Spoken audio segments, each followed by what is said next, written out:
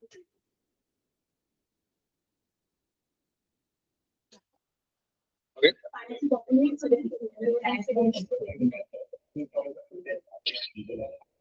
Okay. Good afternoon, everyone.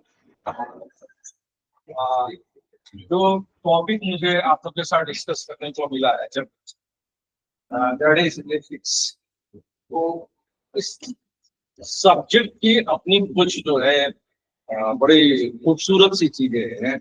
My language will be very more, जैसा मेरे को बोला गया है, तो आई विल ट्राई कि मैं इस करके चलता रहूं और थोड़ा बहुत आप लोगों से जो है मराठी भी सीखता रहूंगा, काम ही आएगा, है ना। हालांकि थोड़ा बहुत मुझे जो है यहाँ पर मैं रहा हूँ, पढ़ा हूँ, तो सीखा हुआ है।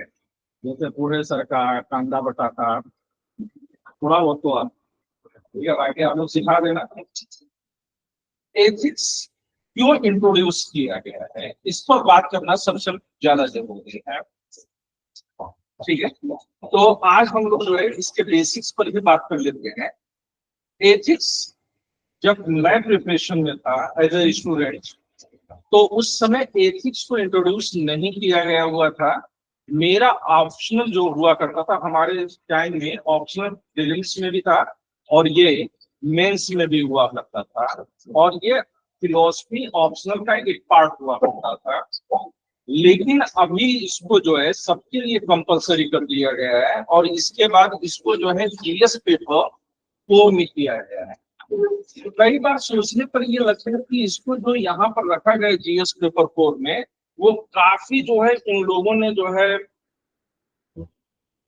सोचा होगा, इसके ऊपर काफी जो है इन्होंने होमवर्क अपना किया होगा, और तब ले जाकर के इन्होंने इसको जीएस पेपर पर रखा होगा। इसको जीएस पेपर 4 में रखने का अगर आप जो है रीजन समझने की कोशिश करोगे, हम इसको बंद कर सकते, इसको बंद कर दो, बंद करना है एकदम मुझसे ज्यादा इसको पीए नहीं करते।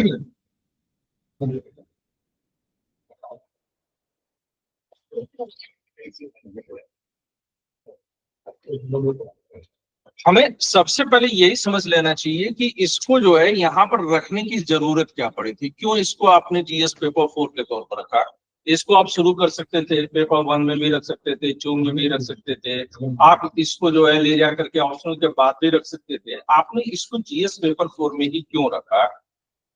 बहुत लंबे समय तक ये जो है इंडिया में बात चलती रही कि सिविल सर्विसेज को जो इंट्रोड्यूस किया गया इंडिया में, वो ब्रिटिश पीरियड में इंट्रोड्यूस किया गया था, और इसका जो नेचर था वो नेचर इस प्रकार से हुआ करता था सिविल सर्विसेज का, क्योंकि वो जो कॉलोनियल सेटअप है वो इंडिया में बना रहे।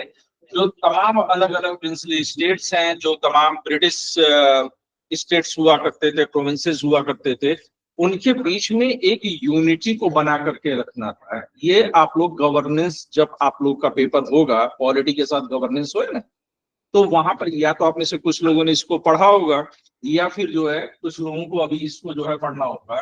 तो गवर्नेंस में आप इस बात को समझने की कोशिश करिएगा कि सिविल सर्विसेज का नेचर क्या है, और ये इस तरह के फॉर्मेट में ही क्यों है, ये ऑल इंडिया सर्विसेज के फॉर्म में क्यों रखा गया है, राइट। क्योंकि जब हम एक फेडरल स्टेट बने, तो अगर हम कंपेयर करें यूनाइटेड स्टेट्स ऑफ अमेरिका के साथ इंडियन जो है ब्यूरोक्रेसी को, तो वहां पर ब्यूरोक्रेसी पूरी तरह से सब्जेक्ट लिस्ट का पार्ट है। हमारे यहाँ इसको एक तरह से कंकरेंट लिस्ट में बनाया गया है, और इस तरह से सिविल सर्विसेज को रखा गया है। सिविल सर्विसेज को कि इसका जो है अपॉइंटमेंट किया जाता है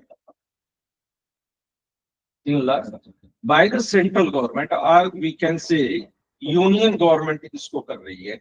एंड अपॉइंटमेंट के बाद जब आप लोगों को भेजा जाता है कि आप सर्विस में होते हैं, तो आपकी जो सर्विस होती है वो होती है स्टेट गवर्नमेंट के साथ। हालांकि हमारे पास यूटीज भी हैं, तो जब आप यूटीज में जाएंगे तो फिर आप जो है यूनियन गवर्नमेंट के पास ही रहेंगे। आपके ट्रांसफर, किसी भी तरह के पनिशमेंट, आपकी जो सैलरी पैकेजेस हैं, प्रमोशंस हैं, वो सब जो होते हैं आपके स्टेट गवर्नमेंट के पास।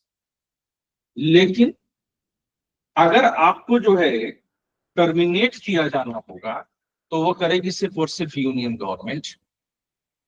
और ये बात समझ लीजिएगा आप लोग कि आपको ये सब कुछ अच्छे से जीएस पेपर 2 में गवर्नेंस के टाइम पर समझना होगा।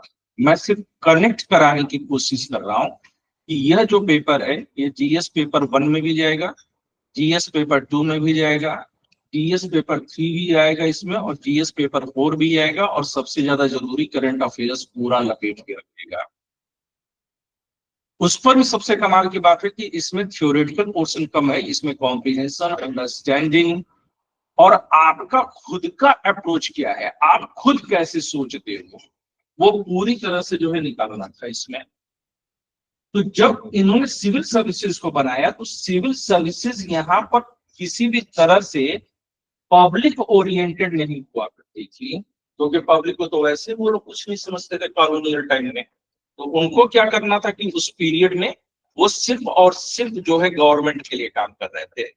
बाद में जब हमको जो है इंडिपेंडेंस मिली, आप लोग को पता है कब मिली इंडिपेंडेंस? सब लोग 1947 वाले ही है, 2014 में कोई मंथ। तो ये हमारे यहाँ एक एमपी है, हिमाचल प्रदेश से है।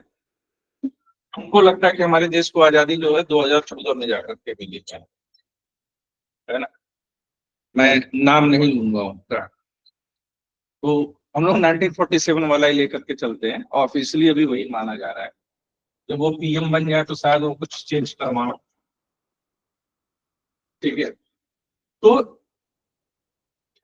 आपको एक छोटी सी स्टोरी में शेयर करूं कि सिविल सर्विसेज हमारे यहाँ वर्क कर रहा था। कई सारे इंडियंस भी सिविल सर्विसेज में गए, जिनमें से कि आपके सुभाष चंद्र बोस नाम आपने सुना होगा। उनके जो है रविन्द्रनाथ टैगोर के जो बड़े भाई थे, क्या समथिंग करके टैगोर उनका भी नाम था, मैं मिस कर रहा हूँ, अगर आप में से किसी को याद आ रहा हो तो। कई सारे इंडियंस भी जो है सिविल सर्विसेज में थे। लेकिन जब 1947 में हमको फ्रीडम मिलती है तो ये सारे जितने भी ब्यूरोक्रेट्स थे इन्होंने अपना जो है रेजिग्नेशन रखा, और ये रेजिग्नेशन उन्होंने ले जाकर के सरदार पटेल को दिया था। आप मेरी बात को बहुत गौर से समझिएगा कि किस तरह से हमारी ब्यूरोक्रेसी में जो है चेंजेस आए, क्यों हमारे सिलेबस चेंज किए जा रहे हैं, क्यों बार बार इसको और बेटर करने की कोशिश की जा रही है। अभी भी बहुत सारे रिकमेंडेशंस हैं, जिनमें से एक रिकमेंडेशन ये है कि आपके अटेम्प्ट्स अब कम किए जाएं, और ना सिर्फ आपके अटेम्प्ट्स कम कर दिए जाएंगे बल्कि जो एज लिमिट है उसको भी कम किया जाएगा, और लैटरल एंट्री को जो है बढ़ावा दिया जाना है। तो अगर आप लोग के पास 1-2 अटेम्प्ट्स हो चुके हों, अगर आप ग्रेजुएट हो चुके हैं, तो मेरी आपको एडवाइस यही होगी कि कोशिश करिए कि साल से 2 साल के अंदर आप उस पार पहुंच जाइए, ठीक है, वरना ये कभी भी बम फोड़ सकते हैं। ऑपरेशन सिंदूर के बाद आप कभी भी मान लीजिए कई सारी कमेटीज बनी है, उन कमेटीज के रिकमेंडेशंस आए, और उन रिकमेंडेशंस में से सबसे ज्यादा जो रिकमेंडेशन है वो इसी बात को लेकर के किया गया है कि एज लिमिट को कम किया जाए, अटेम्प्ट्स को कम किया जाए। जैसे कि जेईई के एग्जामिनेशन में अटेम्प्ट्स को कम किया गया है। तो आप लोग इस बात को समझिएगा, कोशिश हमेशा ये रहनी चाहिए कि 2 साल के टाइम पीरियड में आप सिविल सर्विसेज को क्वालिफाई करिए। अगर आप 10+2 पास आउट होकर के आए हैं तो नो डाउट आपके पास चांसेस बेहतर हैं, क्योंकि आपके पास एज लिमिट का वो खतरा नहीं रहेगा और आपको जो है तैयारी करने का ज्यादा अच्छा मौका मिलेगा।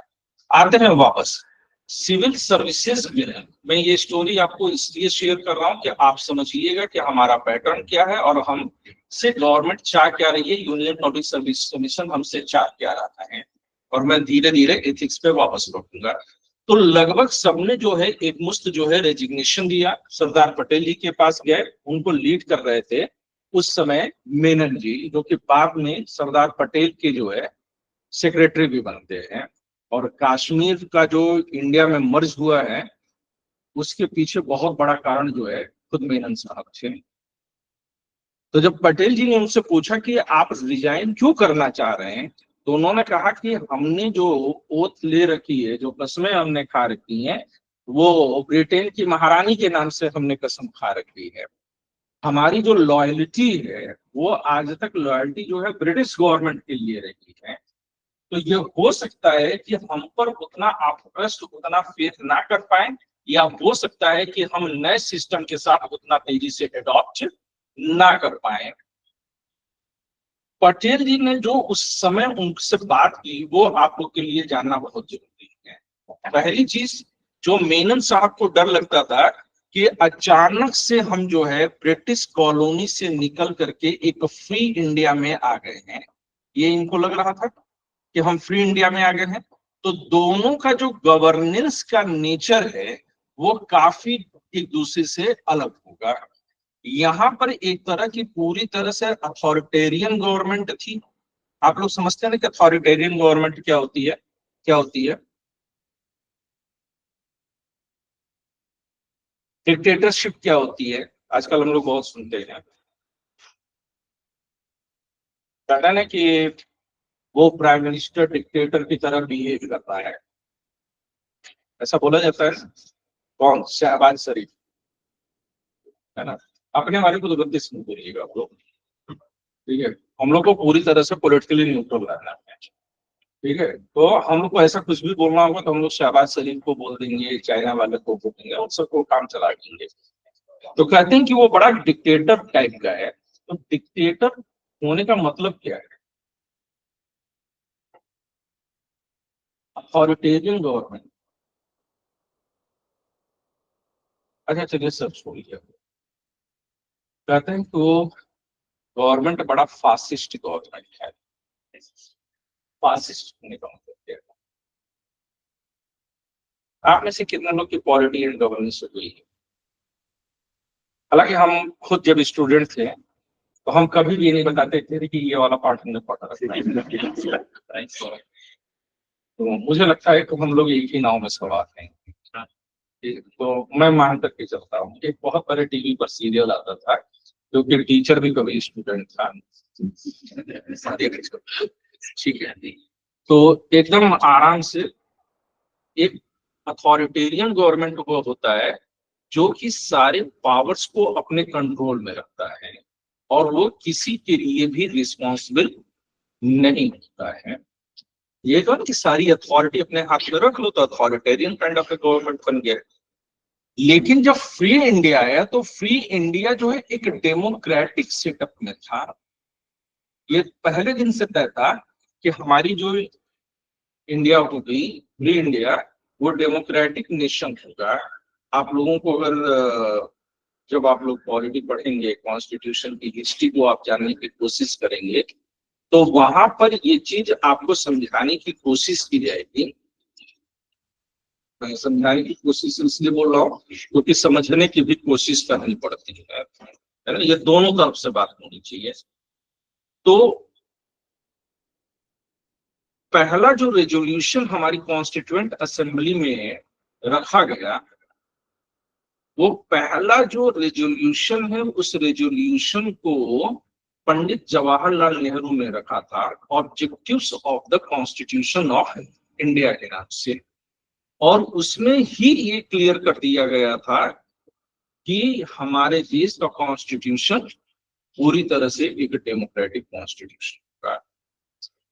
9 दिसंबर को पहली जो सिटिंग होती है हमारे कॉन्स्टिट्यूएंट असेंबली की, और 13 दिसंबर को थर्ड जो हमारी जो है मीटिंग होती है, उसमें ही इस बात को क्लियर कर दिया गया कि it is going to be a democratic setup. तो अब क्या है कि जो गवर्नेंस का नेचर है वो पूरी तरह से बदलने वाला था। तो इन्होंने मेनन साहब को और तमाम ब्यूरोक्रेट्स को ये लगा कि हमने तो इस सेटअप में कभी काम ही नहीं किया है, तो अगर हमने इस सेटअप पर काम नहीं किया है, हमारी लॉयल्टी जो है अब डाउटफुल हो जाएगी। तो वो रिजाइन करने जा रहे थे। पटेल जी ने उनको मना किया। पटेल जी के दो अच्छे लॉजिक थे इसमें। पटेल जी का पहला लॉजिक ये था कि आप बिल्कुल से नए सेटअप में काम नहीं करने जा रहे हैं, बल्कि 1909 से ही ये देश सिर्फ गवर्नेंस की तरफ मुड़ गया था। और अगर आप 1999 का आप 1919 का अगर आप एक्ट उठा करके देखिए तो उस एक्ट में इस देश को पूरी तरह से सेल्फ गवर्नेंस की ओर मोड़ने की कोशिश की गई है। बाद में जब 1935 का एक्ट आता है तो उसमें हम लोगों को और ज्यादा फ्रीडम मिली है, और 1947 तक तो ऐसे कई सारे रेजोल्यूशन, कई तरह के एक्ट पास कर दिए गए थे जिसमें कि हम सेल्फ गवर्नेंस की तरफ पूरी तरह से मुड़ गए थे। मेरी बात समझ में आ रही है या मैं एकदम सर के ऊपर से बाउंस कर जा रही है? मैं सिर्फ एक स्टोरी शेयर कर रहा हूँ। ये आप लोग धीरे धीरे तब समझेंगे जब आप लोग पॉलिटी वगैरह पढ़ लेंगे। तो उन्होंने कहा, और दूसरा उन्होंने ये कहा था कि अगर सभी लोग एक साथ रिजाइन कर दोगे तो ब्यूरोक्रेसी पूरी तरह से हट जाएगी, और तब केवल पॉलिटिकल लीडरशिप जो है वो इस देश को नहीं संभाल सकती है। इस देश को संभालने के लिए जितना जरूरी पॉलिटिकल लीडरशिप है, उतनी ही जरूरत इस देश में ब्यूरोक्रेसी को भी लेकर के है। और बिना ब्यूरोक्रेसी के हम इस देश की कल्पना ही नहीं कर सकते। We can not imagine, any modern state can not be imagine without the bureaucracy. तो ब्यूरोक्रेसी एक तरह की बैकबोन है हमारी गवर्नेंस की, और इसलिए सभी लोगों के रेजिग्नेशन वापस किए गए, सभी लोगों ने इस देश में काम किया। लेकिन इसके बाद इस देश में 2 बार एडमिनिस्ट्रेटिव रिफॉर्म कमीशन बनाया गया। क्या बनाया गया? Administrative reform commission. ये एआरसी जो है, अभी हम लोग जिसके तहत काम कर रहे हैं वो है सेकेंड एआरसी। तो सेकेंड एआरसी की जो रिपोर्ट है ये आप लोगों के लिए बहुत इंपॉर्टेंट है। इसको आप लोग नेट वगैरह से कहीं से भी डाउनलोड कर लीजिए, इसकी समरी आपके पास होनी चाहिए। ठीक है, तो सेकेंड एआरसी की रिपोर्ट आप सबके पास होनी चाहिए। Again it is part of the polity and governance, तो मैं इस पर बहुत अधिक जोर नहीं दूंगा। सेकेंड एआरसी की रिपोर्ट ने ये कहा कि अभी भी सेकेंड एआरसी ने काम कैसे किया था। सेकेंड एआरसी ने जो है, वीरप्पा मोइली उसमें कांग्रेस के लीडर हुआ करते थे, उनके चेयरमैनशिप में एक कमेटी थी। उस कमेटी ने एक क्वेश्चनायर बनाया, उस क्वेश्चनायर को उन्होंने तमाम स्टेट्स को भेजा। उस क्वेश्चनायर में पूछा गया था कि क्या ये जो ऑल इंडिया एडमिनिस्ट्रेटिव सर्विसेज हैं या इंडियन एडमिनिस्ट्रेटिव सर्विसेज, क्या ये अब भी उतनी ही एफिशिएंट रह गई है जितना कि ये पहले हुआ करती थी? क्या अराउंड 65 इयर्स के बाद इसको उसी फॉर्मेट में काम करना चाहिए जैसे कि बिफोर 65 इयर्स से काम कर रही थी? आपको क्या लगता है कि स्टेट्स ने क्या रिस्पॉन्स किया होगा अगर आपको ये मौका दिया जाता कि आपको ये आंसर करना है? तो आपको क्या लगता है कि 65 इयर्स पहले का जो सेटअप था वही सेटअप अभी भी होना चाहिए? नहीं होना चाहिए।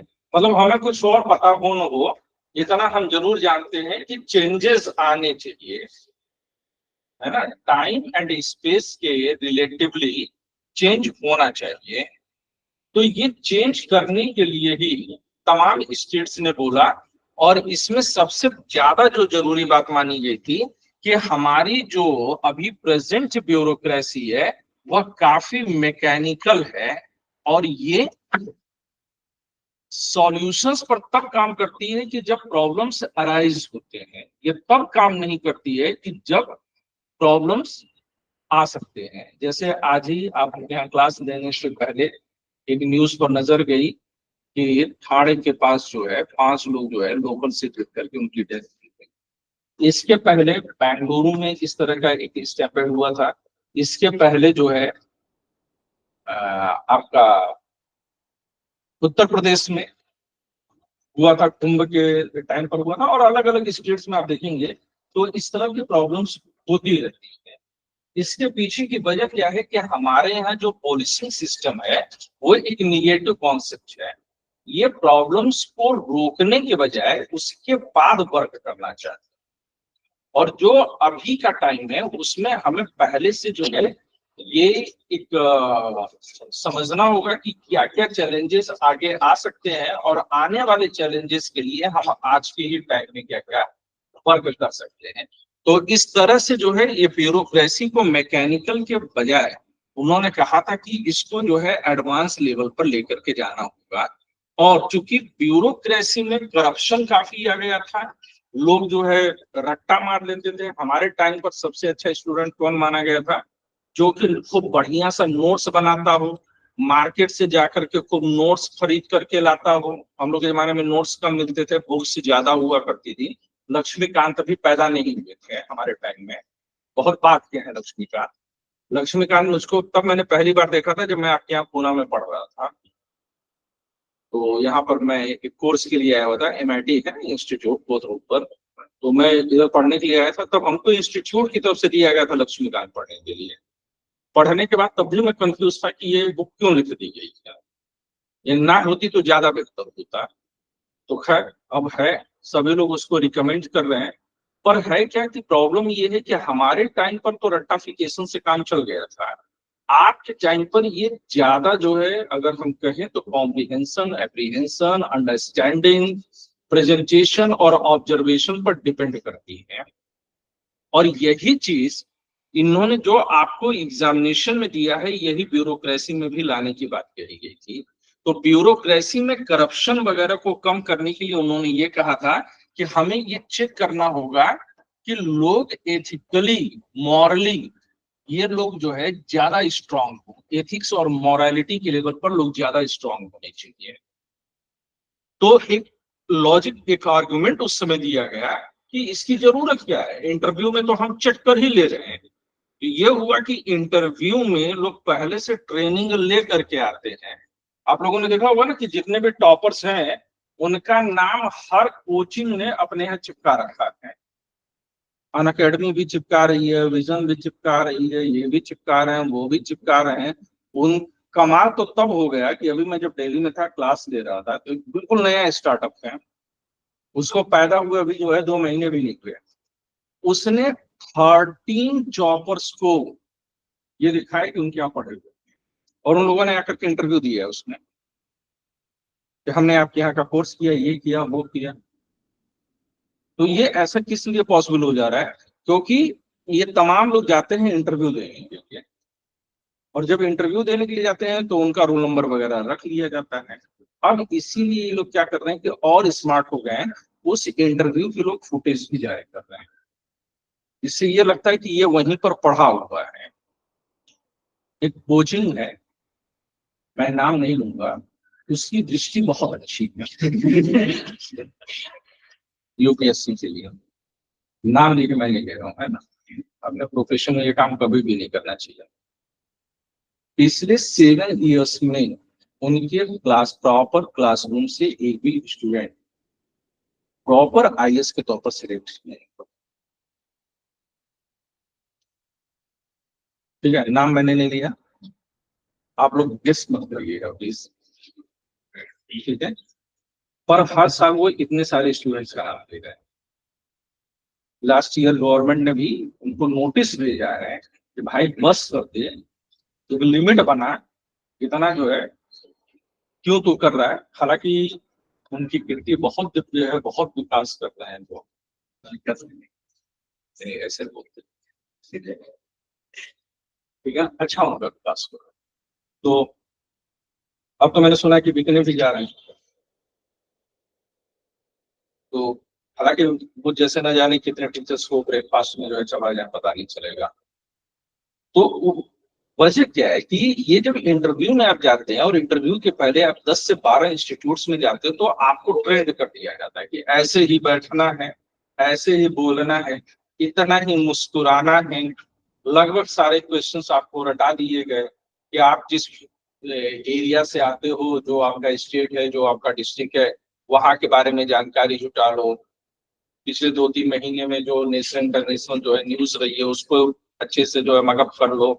फिर आप अपने बारे में बना लो, ये क्वेश्चंस आपसे पूछे जाएंगे। तो क्वेश्चंस की भी एक लिमिट है, कोई कितना नया बना देगा। तो लगभग लगभग वो पूरा रटा रटाया जाने लगा। तो ये कहा गया कि फिर ये जो है एथिक्स को आप मेंस में लेकर के आओ, जिससे कि आपकी मोरालिटी के बारे में कुछ पता लगाया जाए। अब ये जब जीएस पेपर 4 में, मैं यही से शुरू किया था कि इसको जीएस पेपर 4 में क्यों रखा। अमूमन लगातार जो है 3 आवर्स तक लिखने की हम में से किसी को आदत नहीं है ना। हम लोग कैसे पढ़ते हैं, 15-20 मिनट पढ़ा, उसके बाद देख लिया कि ये व्हाट्सएप पे कुछ आया तो नहीं है, तो ये ठीक है, चल रहा है हम सभी का ये आज की तारीख में ये है। तो वो फिर उन्होंने क्या किया कि उन्होंने जो है हमारा जो है 15 मिनट्स का जो ब्रेक हो जाता है, हम आकर के देख लेते हैं, तो 3 घंटे तक लिखना नहीं है। अब उन्होंने क्या किया कि आपसे बैक टू बैक, इससे पहले जो है 4 दिन तक उन्होंने खूब जो है 3-3 घंटे तक लिखवाया। अब आपके अंदर जितना सोचने समझने की क्षमता थी वो सब उन्होंने आपसे खींच ली। और होता क्या है कि किसी चीज को रेगुलर करते करते हम पक जाते हैं, तो 4 से 5वें दिन तक आकर के हम थोड़ा सा कैजुअल हो जाते हैं। और इसमें क्या है कि इसमें कोई भी बात ऐसी नहीं है जो पूरी तरह से रेक्टिफिकेशन पर जाएगा। ये आपने मगर किया और जाकर के वहां पर वोमिट कर दिया। आप जीएस पेपर 1 में कर सकते हैं, जीएस पेपर 2 में कर सकते हैं, पेपर 3 में आप कराएंगे, जीएस पेपर 4 में ये स्टाइल काम ही नहीं करेगी। इसका कोई सेट फॉर्मेट आज तक ना कोई टीचर, ना तो कोई कोचिंग, ना ही कोई स्पेशलिस्ट बता पाया कि ये क्या है। ये पूरी तरह से इस तरह से डिजाइन किया गया कि आप एकदम से जो है थक हार करके वो करके चले आइए कि जो आपके अंदर पड़ा है। देखने में लगेगा कि बड़ी सिंपल सी चीज है, लेकिन वो क्वेश्चन ऐसे देंगे। मैं एक एग्जांपल ले रहा हूँ आपके लिए, आप सोच करके बताइएगा कि इसको आप कैसे सॉल्व करेंगे। ठीक है, मान लीजिए कि यहाँ पर कोई एक बड़ा हैंडसम सा बच्चा बैठता है, मान लिया, ठीक है। अब फिर आप टेस्ट करने पर जाएंगे तो कोई भी एक हो और उसने सिविल सर्विसेज की तैयारी की, वो फाइनल सेलेक्ट हो गया, उसको प्रॉपर आईएएस भी मिल गया। 12th फेल मूवी के बाद से ये हम में से हर किसी को लगने लगा है कि एक गर्लफ्रेंड भी होनी चाहिए, ठीक है ना, वो मोटिवेट करेगी तब हम पढ़ेंगे। ऐसा बहुत सारे मतलब ये बना दे रहे हैं। अब तो ठुकरा के मेरा प्यार वेब सीरीज वगैरह से, अब एजुकेशन इंडस्ट्री पूरी तरह से इंटरटेनमेंट इंडस्ट्री में तब्दील हो गई है। तो उन्होंने क्या किया कि एक गर्लफ्रेंड भी साथ में रखी थी मोटिवेट होने के लिए, काम भी कर गया। अब ये हो गया कि गर्लफ्रेंड बोली कि अब मेरे से शादी कर लो। आप समझिएगा, मैं एक केस स्टडी आपको तो तरफ दे रहा हूँ, ठीक है। अब उनके घर पर बात पहुंच गई और बढ़िया ये था कि उनके घर पर 2 गैलन पेट्रोल पड़ा हुआ था। माँ ने बोला कि अगर तुमने इससे शादी की, अच्छा माँ के भी अरमान थे कि खूब बढ़िया सा डाउरी वगैरह आएगा, है ना, बच्चे को पढ़ाने लिखाने में इतना खर्च किया है तो डाउरी मिलनी चाहिए ढेर सारी। डाउरी होनी चाहिए कि नहीं होनी चाहिए? नहीं होनी चाहिए।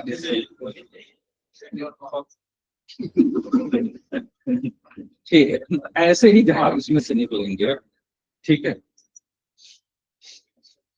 तो लड़कियों को ना तो जो है एंसेस्टर्स की प्रॉपर्टी में कोई जो है हिस्सा मिल रहा है, डाउरी के नाम पर जो कुछ भी उनको गिफ्ट मिल रहा था वो भी आप लोग बंद करवा दीजिए। मतलब जितनी फाइनेंशियल फ्रीडम थी सब छीन ली जाए। ये अलग अलग लॉजिक हो सकते हैं। तो अब उन्होंने कहा कि अगर तुमने इससे शादी करने के लिए बोला और मेरी पसंद वाली लड़की से शादी नहीं करेगा तो मैं अभी पेट्रोल छिड़क करके आग लगा दूंगी। तो 2 मिनट का टाइम ले, हाँ या ना में जवाब दे। हाँ तो मैं माचिस जो है फेंक दे रही हूँ, वरना अभी मैं लगा दूंगी। लाइटर भी हो सकता है, हाँ, मम्मी के ऊपर डिपेंड करता है। दूसरी तरफ गर्लफ्रेंड, उसने देखा कि दूसरा भी गैलन पड़ा हुआ है, उसने पेट्रोल अपने ऊपर डाला, बोला कि इतने समय तक तो मैं मोटिवेट कर रही थी, अब जो है तुम कहीं और चले जाओ, ये तो सही नहीं है। अगर तुमने 2 मिनट में मुझसे शादी करने के लिए हाँ नहीं बोला तो मैं अपने ऊपर पेट्रोल छिड़क करके आ गया। हाँ या ना के अलावा कुछ कोई सुनने को तैयार ही नहीं, और 2 ही मिनट का समय है, वरना जो है माचिस लग जाएगी। ऐसे कंडीशन में आप क्या करेंगे? क्या बोला? पॉलीगेमी। दोनों मर जाएंगे। मतलब हम ये समझ सकते हैं कि आपकी भावनाएं क्या है। सच में बताऊं, अभी लग रहा है ना हमारी उम्र तक आकर के आपको पता चलेगा ये तो झेल ही नहीं जा रही है। कॉलेज में बहुत दूर की चीज है। और वैसे भी अभी मेघालय वाला केस सुनना है, नीला ड्रम भी सुना होगा। बेटा एक में तो ये हालत है, बना ऐसा थोड़ी था कि हम लोग बचपन से सुधरे हुए थे। हर शेर के ऊपर एक शेरावाली आती है। क्या करेंगे अब इसमें? ये इसी तरह के क्वेश्चंस आपके सामने रखे जाएंगे और इसको बकायदा आपको जो है 150 वर्ड्स में लिख करके देना है। आप ये सोच रही है अच्छा हुआ मुझे सवाल पूछना है, सवाल का जवाब नहीं देना, ये लड़के को देना है। क्वेश्चन पेपर में आ जाएगा तो आपको भी लिखना ही पड़ेगा। तो आप क्या करेंगे फिर? हम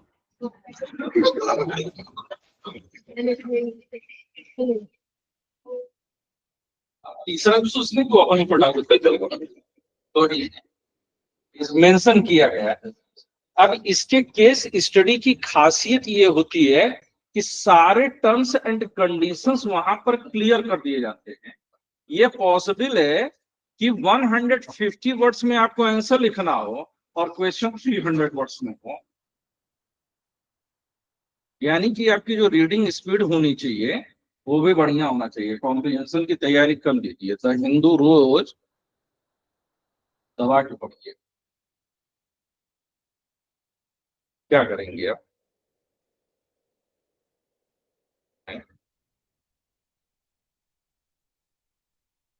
कुछ तो बताइए। देखेंगे कौन कौन इन्वॉल्व है, कौन कौन कौन कौन मतलब किस पे इफेक्टेड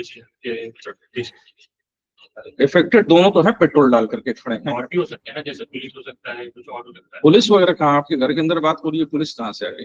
इसलिए वो या तो ऑफिस के पुलिस इन्वॉल्व होगी तो है? अगर कुछ किया किसी ने तो पुलिस इन्वॉल्व होगी। उसके बाद तो पुलिस इन्वॉल्व होगी ना। आपको तो अपनी जो है मोटिवेशनल गर्लफ्रेंड और ओरिजिनल माँ में से किसी एक को बचाना है, पुलिस थोड़ी देखना है। पता चलता है इन्वॉल्व। पुलिस तो जब होगी तब होगी, आपको दो में से किसी एक को बचा लेना है। या आपके पास ये भी तरीका हो सकता है कि आप दोनों को बचा लीजिए। तो आइडियली आप क्या जवाब देंगे? माँ सुनने के लिए तैयार? माँ सुनती है क्या आपकी? लेकिन उसको डाउरी चाहिए तो फिर वो बंदा देगा, खुद ही पैसे देगा, वो बोलेगा लड़की से। जो आपके पास पैसे है ना, माँ उसको अपना ऑलरेडी समझ के चलती है। तो माँ को बताएंगे, माँ सेविंग्स माँ को सब पता है। ये आप बहुत बड़े जो है मतलब इल्यूजन है। अगर आपको लगता है कि माँ को नहीं पता है, माँ को सब पता होता है। माँ माँ मेरे ख्याल से उन्हें गर्लफ्रेंड को चूज करना चाहिए, क्योंकि वैसे भी डाउरी लेना गलत बात है। और शादी किससे करनी चाहिए वो पूरी तरह से उस पर्सन का ये होता है। नॉर्मल लेवल पे देखा जाए मतलब आप ये कहना चाह रही हैं कि फ्यूचर के इंटरेस्ट को देखते हुए पास्ट के सेक्रीफाइसेस को भुला देना चाहिए। नहीं, पर वो पेरेंट्स की बस एक जिद होती है, क्योंकि वैसे तो वो उन्हें शादी करने तो बोल ही रहे हैं कि तुम किसी तो मतलब हमारी पसंद की लड़की या कोई और लड़की। तो मेरा कहना है कि पॉइंट ये आता कि मम्मी की पसंद से ज्यादा खुद की पसंद की लड़की से शादी करना चाहिए। मतलब आप अपनी पसंद देखिएगा, मम्मी को मत देखिएगा। जो कुछ ही देर में जो है ऐसे इसमें तब्दील होने जा रही है।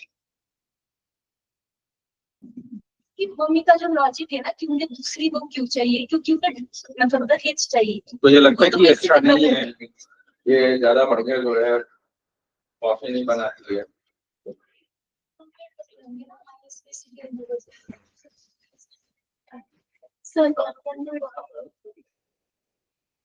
गर्लफ्रेंड को ही बोलने को डाउरी देती ऐसी कौन सी गर्लफ्रेंड होती है जो डाउनी देती है?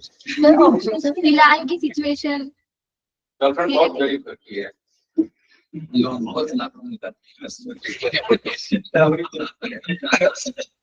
अरे चलिए, इस सवाल को आप लोग सोचिएगा, ठीक है ना। ये मैं आप लोगों के ऊपर छोड़ दे रहा हूँ, और इस जो है प्रेयर के साथ छोड़ रहा हूँ कि ऐसी सिचुएशन आपकी लाइफ में एक्चुअली ना आवे, ठीक है। आपका दोनों तरीके से भला हो जाए। एक दूसरा क्वेश्चन मैं आप लोग के सामने रखता हूँ कि जहां से एथिक्स को हम मानते हैं कि एथिक्स को शुरू होना चाहिए, इस बार मैं आपको इस तरह की किसी भी डायलेमा में नहीं डाला जा रहा हूँ, लेकिन ये हमेशा याद रखिएगा कि एथिक्स का क्वेश्चन तभी आएगा जब आपकी लाइफ में कोई डायलेमा या कोई पैराडॉक्स होगा। अगर कोई डायलेमा नहीं है, कोई पैराडॉक्स नहीं है, मतलब कि डायलेमा या पैराडॉक्स का मतलब ये होता है कि आपके सामने एटलीस्ट दो ऑप्शंस हो and you have to choose one of them. Don't have any option, if you don't have any choice, then there will be no question of the ethics of morality. तो dilemma तो हमेशा रहेगा। आप past year के चाहे जितने भी case studies उठा करके देखिए, in every case study you will find that there are few options and you have to choose one of them, and you have to give the logical reason that why you are choosing this option and why it is the best of that. अब इसके लिए कोई भी formula काम करता नहीं है, पूरी तरह से आप पर डिपेंड करेगा। जैसे कि किसी ने कहा कि मम्मी को रहने दो, गर्लफ्रेंड को ले जाओ। किसी ने कहा गर्लफ्रेंड को छोड़ो, मम्मी को रख दो। ठीक है, माँ तो माँ होती है, ठीक है। और देखिए, दोनों के पास अपने अपने लॉजिक हैं, और लॉजिक ऐसे होते हैं जो कि आपको खुद ही सेटिस्फाई कर देते हैं, कन्विक्शंस होते हैं। मैं अपनी बात को आपको ऐसे भी समझाने की कोशिश करूं कि चूंकि हम लोगों को श्रीमद् भागवत गीता भी पढ़ना है, ये हमारे सिलेबस का पार्ट है। श्रीमद् भागवत गीता के सेकेंड चैप्टर में, फर्स्ट चैप्टर इंट्रोडक्शन है, सेकेंड चैप्टर में आते ही भगवान कृष्ण अर्जुन से एक बहुत अच्छी बात करते हैं। मैं भगवान कृष्ण कहूंगा, अर्जुन कहूंगा, श्रीमद् भागवत गीता कहूंगा, क्योंकि मेरी उम्र हो गई है। आप लोग चाहें तो कृष्णा सेज, अर्जुन सेज ऐसे कर सकते हैं, और श्रीमद् भागवत गीता की जगह गीता भी यूज कर सकते हैं। मेंस या आंसर राइटिंग में श्रीमद् भागवत गीता की जगह गीता ही लिखेंगे, भगवान कृष्ण की जगह, लॉर्ड कृष्णा की जगह आप सिर्फ और सिर्फ कृष्ण लिखेंगे। Is that okay? है ना, क्योंकि आपको वर्ड लिमिट बचानी है, टाइम भी अपना सेव करना है। तो ये कहाँ कहाँ पर आप कर सकते हैं वो आपको करना है। और सेकंड चैप्टर में ही आकर के भगवान कृष्ण कहते हैं कि हमारा जो माइंड है ये बहुत डिसिसिव है, ये अपने आप को हर हाल में कन्विक्शंस दे देता है, चाहे आपने सही किया हो और चाहे आपने गलत किया हो। कई बार आपकी लाइफ में ऐसे सिचुएशन आए होंगे कि हर किसी ने ये कहा होगा कि यार तुमने गलत किया, और आप ये मान करके चल रहे होंगे कि उस समय मेरे को वही करना चाहिए था। हम यहाँ तक अगर ये भी जानते हो कि मैंने जो किया है, मेरे जो डिड्स हैं वो गलत हैं, फिर भी हम अपने आप को किसी न किसी रूप में कन्विक्शंस जो है दे देते हैं, हम अपने आप को जस्टिफाई कर देते हैं। तो जस्टिफिकेशन और कन्विक्शंस के लिए आपने क्या यूज किया है, कौन से लॉजिक हैं, यही आपके इस पूरे के पूरे, हम जितना कुछ भी पढ़ेंगे, अब इस क्लास में जितना भी डिस्कशन होगा, डिबेट होगा, मैं कुछ डिक्टेशंस दूंगा, कुछ शेयर करूंगा आपके के साथ, बट एवरीथिंग इसी चीज के चारों ओर घूमेगी कि आपको जो है ये कन्विक्शंस के लिए आप क्या लॉजिक उठा रहे हो। जैसे कुछ लोग कहते हैं कि greater pleasure of the greater numbers, ये आपके सही या गलत का जो है एक जो है स्केल हो सकता है। कैसे ये हो सकता है कि मान लीजिए कि कहीं पर हाइड्रो पावर का जो है वो प्रोजेक्ट लगना है, तो जाहिर सी बात है कि एक बड़ी जो है पॉपुलेशन को आपको वहां से डिस्प्लेस करना होगा। ये हो सकता है कि जो बायोडाइवर्सिटी है वो उससे जो है अफेक्टेड हो।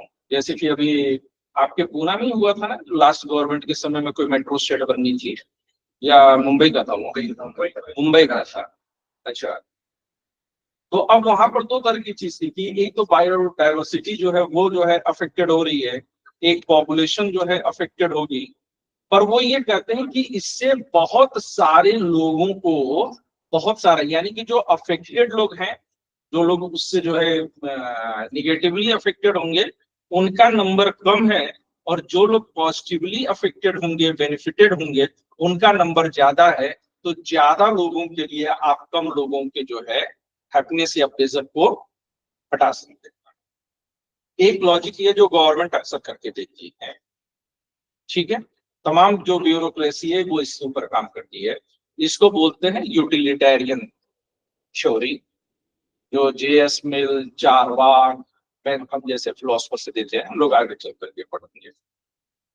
इसी तरह से एक जो है फिलोसफी ये कहती है कि अपना काम बन जाए, बाकी कोई भाड़ में जाकर वो कर नहीं पड़ता है। चारवाक इंडिया में इसके बहुत बड़े जो है सपोर्टर हैं। चारवाक का एक श्लोक है संस्कृत में, है ना, आप लोग संस्कृत समझते होंगे, हम लोग की तरफ संस्कृत बोलते हैं, तो संस्कृत संस्कृत पाठ इस, तो उसमें बोलते हैं कि यावत् जीवेत सुखम जीवेत ऋणम कृत्वा घृतम पिबेत भस्मीभूतस्य देहस्य पुनरागमनम कुतः। नहीं याद हुआ, ये श्लोक आपको याद करना पड़ेगा, ठीक है ना। इसका मतलब है कि जब तक जियो तब तक एकदम मौज में जियो, चाहे आपको कर्ज लेकर के भी घी क्यों ना पीना पड़े। एक बार जल करके खाक हो जाने वाली यह शरीर दोबारा नहीं मिलेगा। तो एक वो है कि केवल अपने प्लेजर के लिए काम करो, क्योंकि ये लाइफ जो है एक बार मिला है, दोबारा ये लाइफ आपको मिलने वाली नहीं। तो एक लॉजिक ये हो सकता है।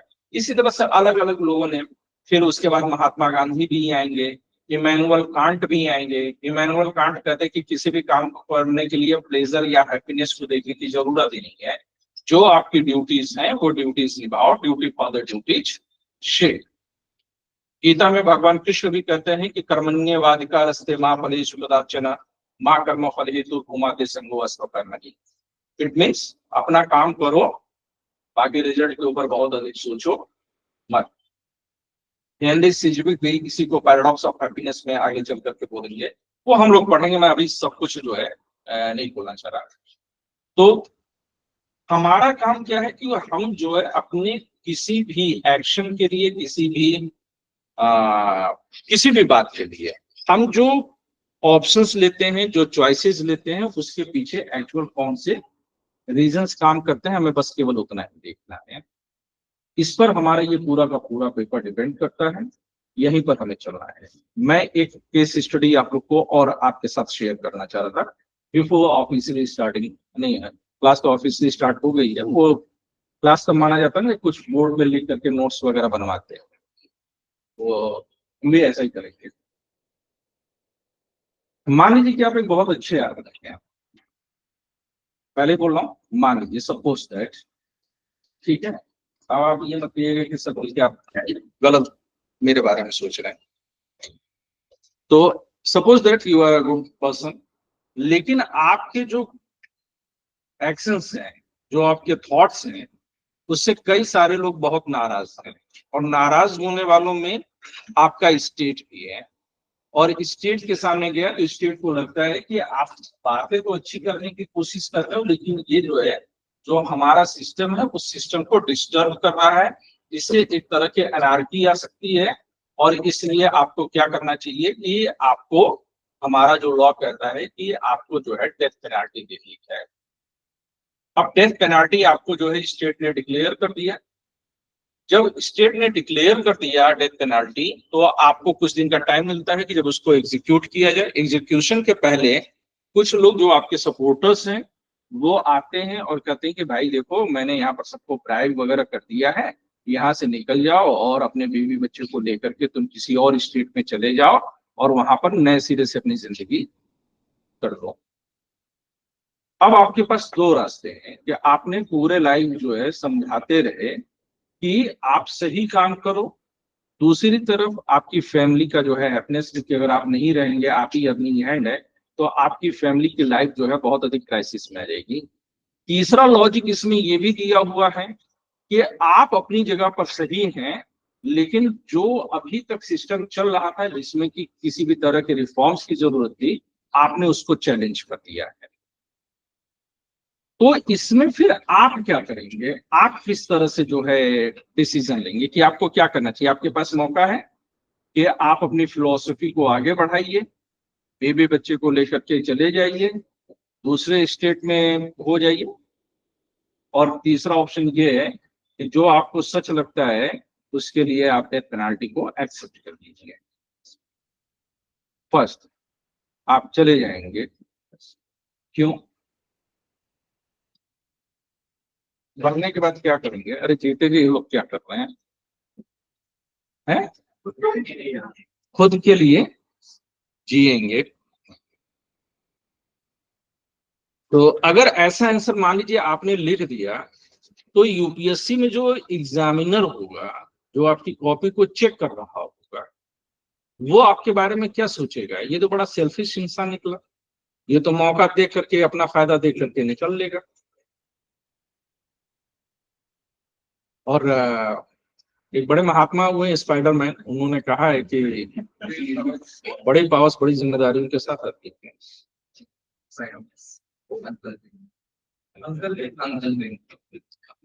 हाँ,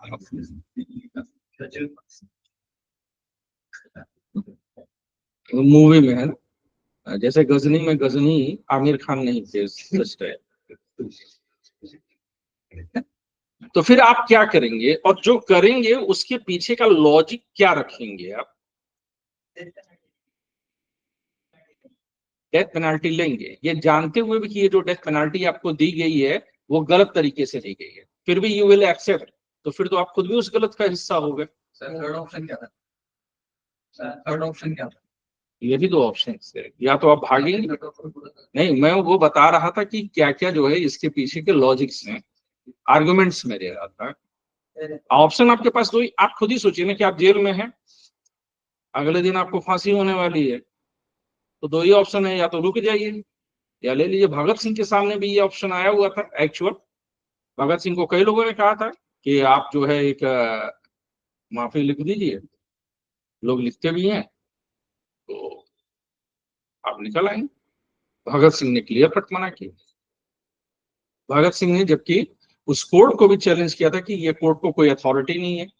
अभी हमारे प्रेजेंट लाइफ में सद्दाम हुसैन, जब उसको एग्जीक्यूट किया गया तो सद्दाम हुसैन ने कोर्ट को कहा था कि court has no right to question me because I am the lawful president of this country.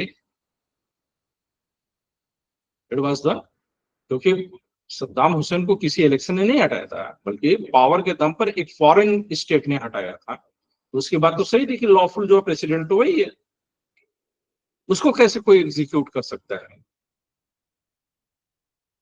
उसको कहा गया, सद्दाम हुसैन को बोला गया था कि माफी मांग ले भाई, उसने कहा था कि बिल्कुल नहीं। और जब डेथ पेनाल्टी सुनाई भी गई तो कहा जाता कि सद्दाम हुसैन ने बड़े जो है मस्ती के साथ उसको सुना था। हमारे यहाँ सरदार भगत सिंह के जो है स्टोरीज हैं, महात्मा गांधी कितनी बार जो है जेल में रहे, बहुत सारे लोगों ने जो है चिट्ठियां लिखी थी।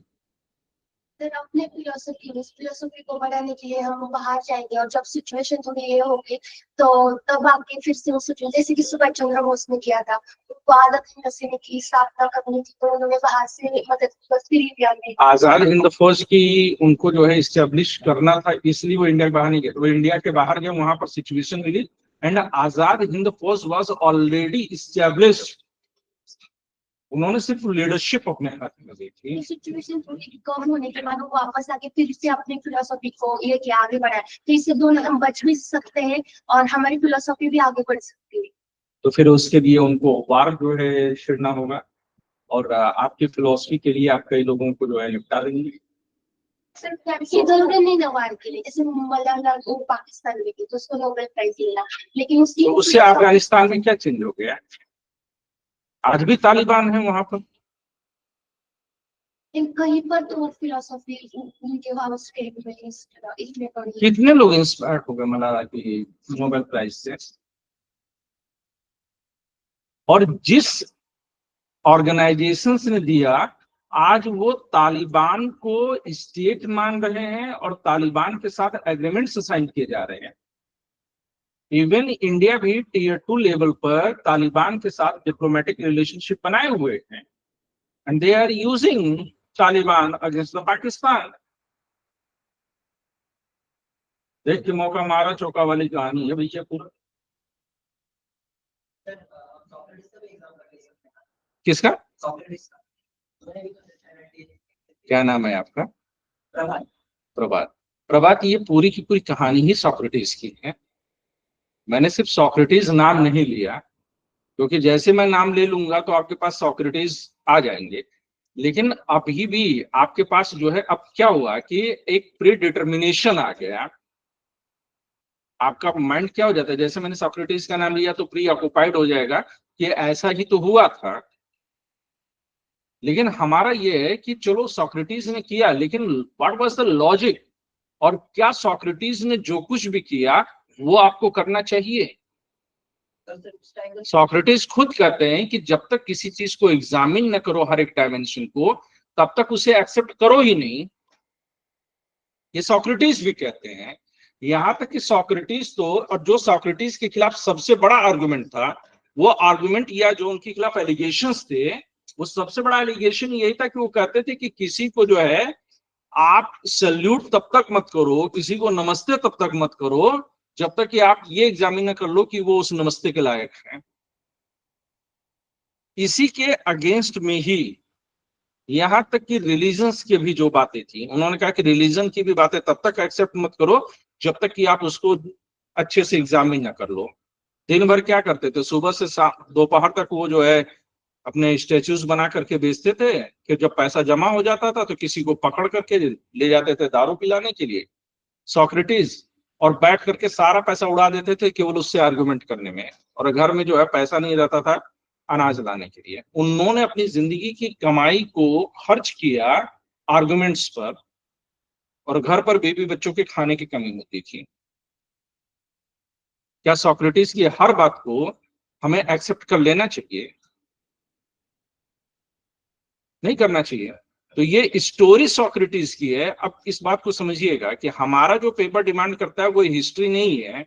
It is not about the history. मैंने कहा ना कि मगअप करने से ये पेपर काम नहीं करेगा। इस पेपर में आपको इन्वॉल्व होना पड़ेगा। You have to put your logic. और कभी भी आप इसको लिख करके जो है चेक कर लीजिए, दो लोगों के आंसर कभी भी एक जैसे हो ही नहीं सकते। मैं क्यों इतना टाइम ले रहा हूं इसको स्टार्ट करने से पहले? आई वॉन्ट यू गाइज कि आप जो है इस पेपर को समझिए। इसको जो है हम लोग का जो स्टडी करने का तरीका होगा वो ऐसा बिल्कुल नहीं हो सकता कि I will come in this class, I will write something on the board, I will dictate something and you will note down and then काम हो गया भैया। ऐसा होने ही नहीं जा रहा है। इसके लिए बहुत जरूरी है कि हमें अपने लॉजिक्स, अपने रीजंस को सही रखने होंगे। और मैंने ये पहले भी कहा था कि इसको पेपर 4 में ही क्यों रखा गया। एक बड़ा चैलेंज यही है।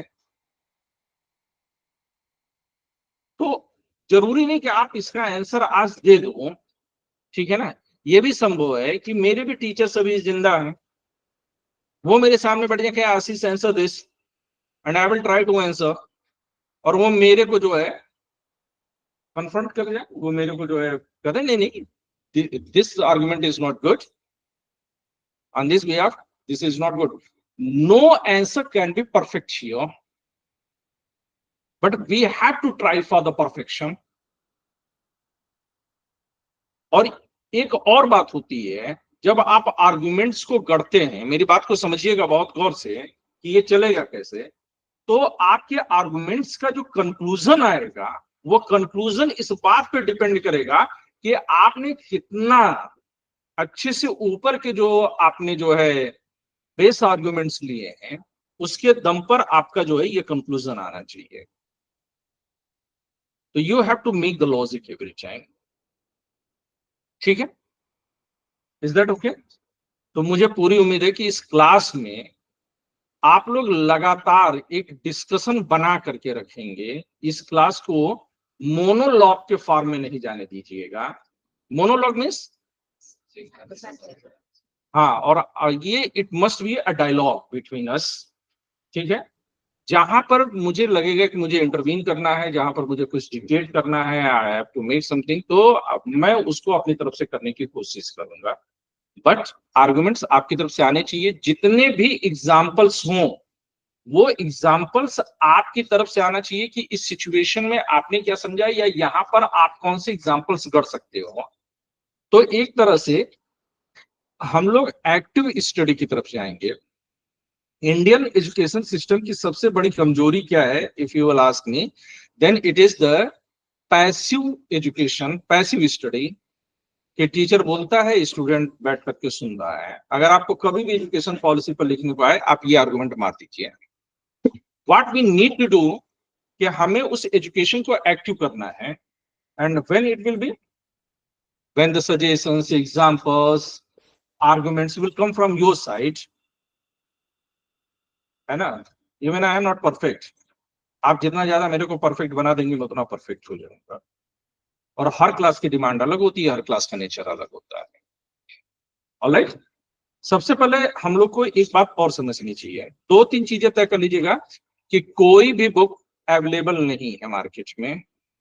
तो जितना क्लास के अंदर डिस्कशन होगा, जितने क्लास में नोट्स बनेंगे, वो आपके लिए सफिशिएंट होंगे। बाकी कोचिंग ने आपको अगर कुछ भी प्रोवाइड कराया हुआ है, तो मैं उसकी क्वालिटी के बारे में कुछ भी नहीं जानता, ना मैंने उसको देखा है, तो ना मैं उसके लिए कुछ बोलूंगा, ना उसके अगेंस्ट में कुछ बोलूंगा। ठीक है, मैं आप लोगों से यही चाहूंगा कि जो क्लास में आप लोग नोट डाउन करेंगे, उसके ऊपर पूरा जो है आप लोग भरोसा रखेंगे। नंबर 2, न्यूज़पेपर्स को आप लोग, और न्यूज़पेपर में भी मेरी आप लोग से मतलब ये रिक्वेस्ट रहेगी कि द हिंदू या इंडियन एक्सप्रेस को ही लेकर के चलिएगा। कोई भी रीजनल लैंग्वेज या फिर जो हमारी अपनी एक official language of state Hindi है, उसको बिल्कुल कंसीडर मत करिएगा। कोई भी न्यूज़पेपर इस लायक है ही नहीं। ये जितने भी रीजनल और हिंदी के पेपर्स हैं, ये सारे के सारे केवल पॉलिटिकल प्रोपोगेंडा है, नथिंग मोर देन दैट। ठीक है, तो इधर द हिंदू और इंडियन एक्सप्रेस। थर्ड, जितने भी गवर्नमेंट की स्कीम्स हैं, आप नोट डाउन करते जाइए, जो कुछ भी मैं बोल रहा हूँ, ये आप लोग को जरूरत पड़ेगी।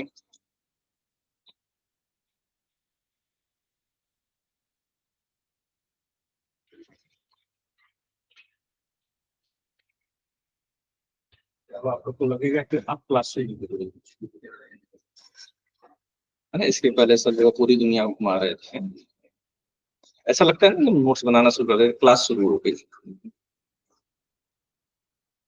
ये जो पैसिव एजुकेशन हम लोगों का रहा है, इसकी वजह से। नंबर 1, कि स्टडी मटेरियल के तौर पर क्लास नोट्स को ही आप कंसीडर करेंगे। There is no actually book on this subject.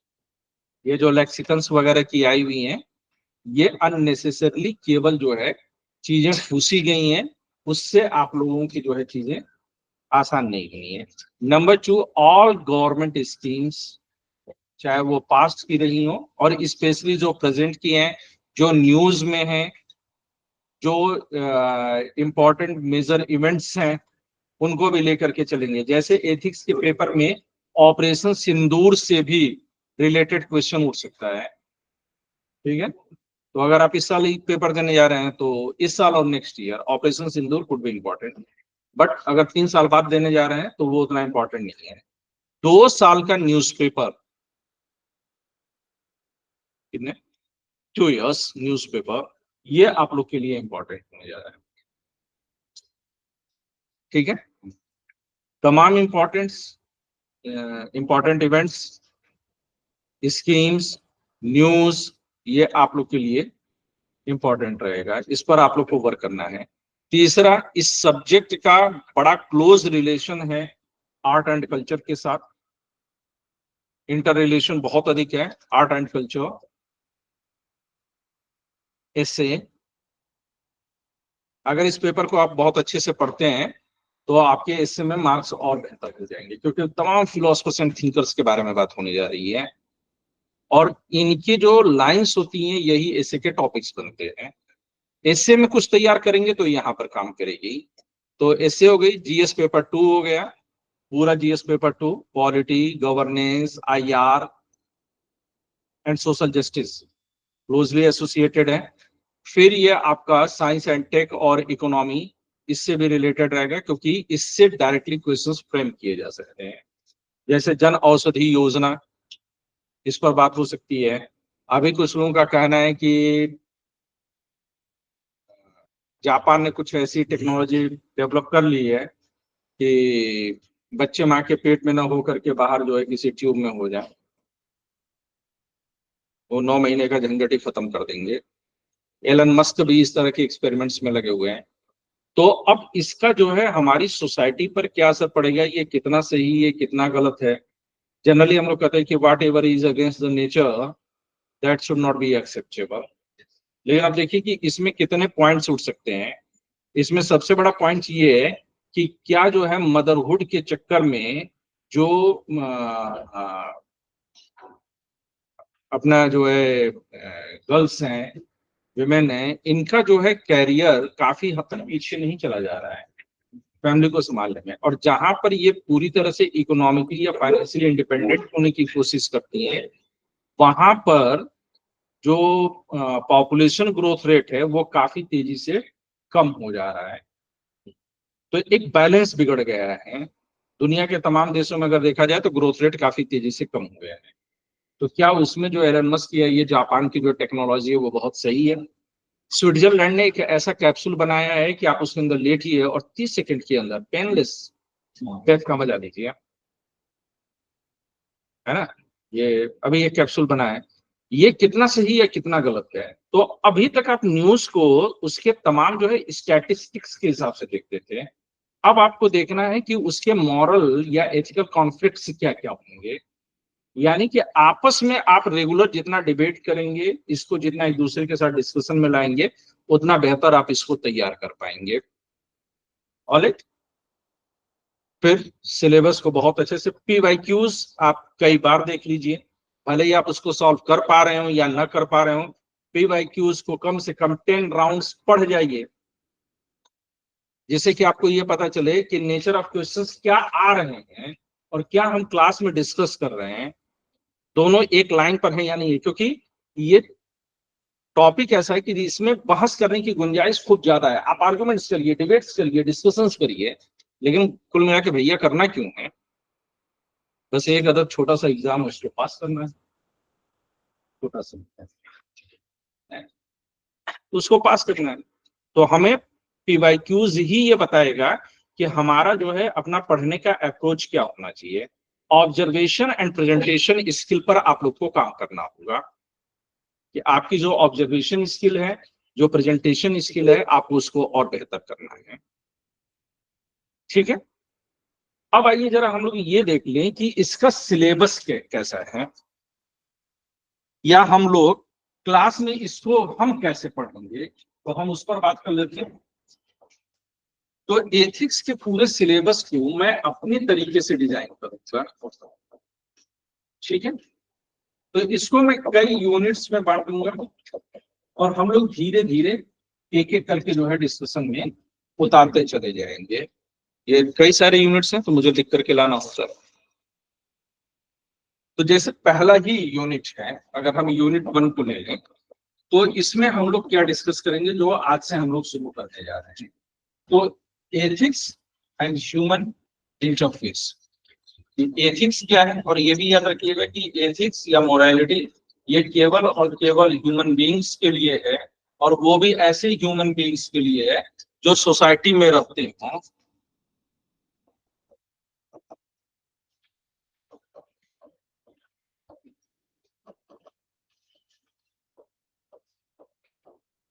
ठीक है। मेरी हैंडराइटिंग पे मत जाइएगा, आप लोग अपनी सही रखिएगा।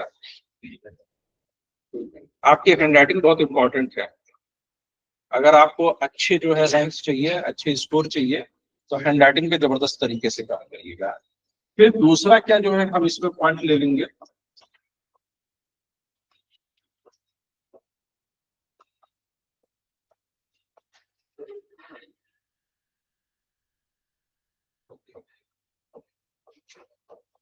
बेसिक टर्म्स क्या क्या है, किसी भी सब्जेक्ट को पढ़ने के लिए इसके बेसिक टर्म्स एंड कॉन्सेप्ट्स को लेना होगा। यहाँ पर आपको ये जो क्वेश्चन जैसे ही आप उठाएंगे तो आपको लगेगा कि आपने अब तक जितना भी स्टडी किया हुआ है उसमें सबसे इजी पोर्शन अब आप पढ़ने जा रहे हो, क्योंकि इसके एक एक टर्म्स एंड कॉन्सेप्ट्स ऐसे हैं जो आप अपनी प्रैक्टिकल लाइफ में, अपनी डेली लाइफ में आप अक्सर करके यूज करते हैं। जब आप पॉलिटी पढ़ेंगे, गवर्नेंस पढ़ेंगे, आईआर पढ़ेंगे, इकोनॉमी पढ़ेंगे, तो उनके जो टर्म्स एंड कॉन्सेप्ट्स हैं वो बिल्कुल से आपको लगेगा कि ये एलियंस हैं, इनसे पहली बार मुलाकात हो रही है। पर एथिक्स के जितने भी टर्म्स एंड कॉन्सेप्ट्स हैं ये आप हमेशा इनसे मुलाकात करते रहते हैं। जैसे इसमें कुछ अगर वर्ड्स में लूं आप लोग के सामने, तो एक आएगा मोरालिटी क्या है, ट्रेड्स क्या है, वैल्यूज क्या है। तो अब इनको आप यूज करते हैं। अब चैलेंज क्या आ जाता है कि सिविल सर्विसेज में हम लोग का जो या हमारी पूरी एजुकेशन सिस्टम है उसमें हम वेल डिफाइंड वर्ड्स को ही जब हम रखते हैं सामने तो ही हम ये समझते हैं कि हम इसके बारे में जानते हैं, लेकिन यहाँ पर आपको इसकी भी जरूरत नहीं है। आप जो जानते हैं बस उसको जान जाइए कि आप जानते हैं, इतना आपका काम बन जाएगा। ठीक है, तो कोई बहुत अधिक रट्टाफिकेशन की जरूरत यहाँ पर भी नहीं है, आपका आसानी से काम चल जाएगा। Third is essence of ethics.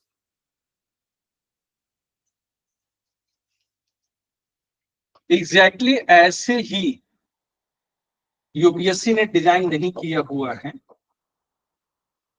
और मैं इसको इस तरह से डिजाइन करना चाह रहा हूं कि आपके काम में आए। तो fourth one is the determinants of ethics.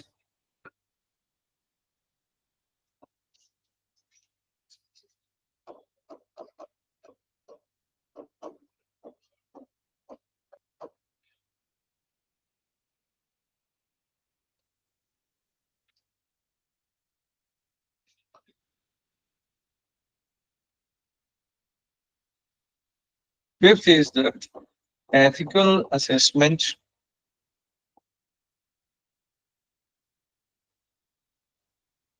of human behavior.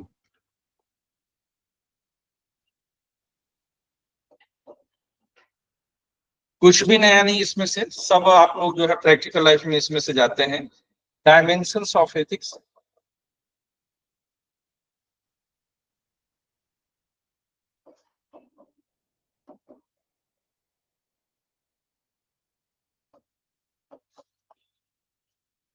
applied ethics,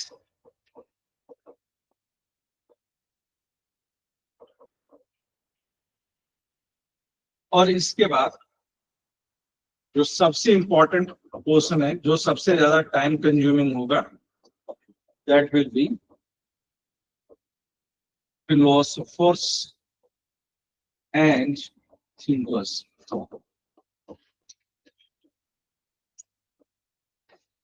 philosophers and thinkers, ये पूरा यूनिट 1 में हम लोग डिस्कस करेंगे।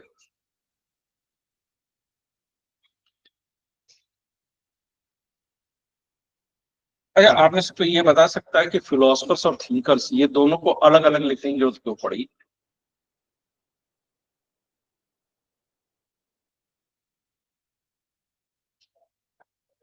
क्योंकि तो जितने फिलोसफर्स होंगे वो सबके सब थिंकर जरूर होंगे।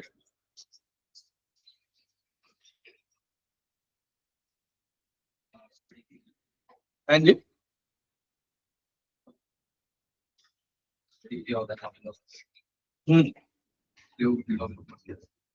फिलोसफर्स को हम लोग कहलाते हैं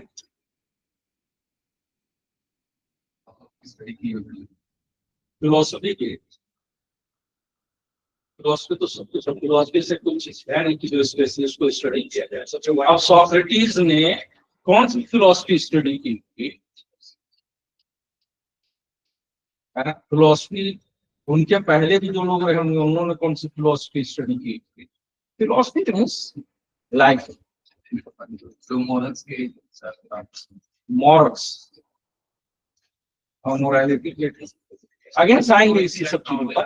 पर ये जरूरी नहीं कि सारे थिंकर्स फिलोसफर हों, परंतु सारे फिलोसफर थिंकर जो all philosophers are thinkers, but not necessarily that all thinkers are philosophers. ठीक है? फिलोसफी बहुत कंसंट्रेटेड चीज है जिसमें हम किसी चीज के नए डायमेंशंस को खोलने की कोशिश करते हैं। For example Swami Vivekananda thinker हैं, लेकिन स्वामी विवेकानंद फिलोसोफर नहीं, राइट? इवन कि मेरे इंटरव्यू में, यूपीएससी का इंटरव्यू जो मेरा था 2005, उसमें मुझसे क्वेश्चन ही किया गया था कि who is your favourite philosopher, and my answer was Mahatma Gandhi. और इसी पर मेरा पूरा इंटरव्यू ही हो गया और इसी पर मैं बाहर भी हो गया, है ना? क्योंकि तब आप लोग की तरह इतनी सारी सुविधाएं नहीं थी हमको जा रही, इंटरनेट नहीं था, इस तरह से मैगजीन्स नहीं हुआ करती, कुछ ही चीजें थी, लिमिटेड रिसोर्सेस थे। तो देन दे कॉल्ड कि दे आस्क्ड कि आप महात्मा गांधी को फिलोसफर कैसे बोल सकते हो? और जो एक्चुअल क्वेश्चन उसमें सीडेड था वो ये था कि महात्मा गांधी ने ऐसा नया डायमेंशन क्या बताया जिसकी वजह से आप उनको फिलोसफर बोलते हैं? वो तो जो पहले से चीजें चली आ रही थी उसी को उन्होंने नए वर्डिंग्स में, नए रीअरेंजमेंट्स के जरिए बता दिया। थिंकर क्या करता है? वो रीअरेंजमेंट्स देता है, वो नए तरीके से उसको बता रहा है। जैसे ये आचार्य प्रशांत वगैरह टाइप के लोग हैं, है ना? अब बहुत सारे थिंकर जो है यूट्यूब से पैदा हो गए हैं। तो इनके साथ एक प्लस पॉइंट क्या होता है कि पहले से सब कुछ लिखा रखाया होता है, पॉडकास्ट वगैरह में आकर के बोल देना होता है। फिर कुछ बाबा लोग होते हैं वो तो सोचते भी नहीं, बस बोल देते हैं, बोलने के बाद भी नहीं सोचते, सब फिर वही बोलते हैं। ठीक है, आप सोचो, वो आपके ऊपर जिम्मेदारी दे देते हैं, वो कहते हैं काम बांट में, मैं बोलूंगा तुम सोचोगे। तो महात्मा गांधी क्यों फिलोसफर रहे, ये क्वेश्चन हुआ था। हालांकि इसको मैंने आंसर करने की कोशिश किया था, आगे चलकर के क्लास में आपके साथ में डिस्कस करूंगा और बताने की कोशिश करूंगा। ये एक्चुअल चैलेंज मेरे साथ आ गया और मैंने गलती क्या की थी अपने इंटरव्यू में, है ना, जिसकी वजह से मैं आईएएस नहीं बना। ये मैं समझता हूँ कि मेरा और देश का दोनों का गुड लक था। इसी काम के लिए मैं परफेक्ट हूँ जो मैं आज कर रहा हूँ। ठीक है, ये समझना चाहिए कि हम जिस काम को कर रहे हैं हम उसके लिए बने हैं या नहीं बने हैं। इस क्लासेस के दौरान मैं आपको ये भी समझाने की कोशिश करूंगा कि आप ये समझिए कि एक सिविल सर्वेंट होने के लिए, एक ब्यूरोक्रेट होने के लिए कौन सी क्वालिटीज आपके अंदर होनी चाहिए। क्वालिटीज भी दो तरह की होती है, एक क्वालिटी होती है जो इनेट क्वालिटीज होती है और दूसरी होती है जो एक्वायर्ड होती है, जो बाद में आप कमा सकते हैं। दोनों की लिस्ट हम लोग अलग अलग बनाएंगे और आप उसके हिसाब से अपनी पर्सनालिटी को ग्रूम करने की कोशिश करेंगे, राइट? क्योंकि अगर वो क्वालिटीज आप डेवलप नहीं करेंगे तो सिर्फ पढ़ करके आप ब्यूरोक्रेट नहीं बन पाएंगे। यूनिट 2 ये बड़ा इंपॉर्टेंट है।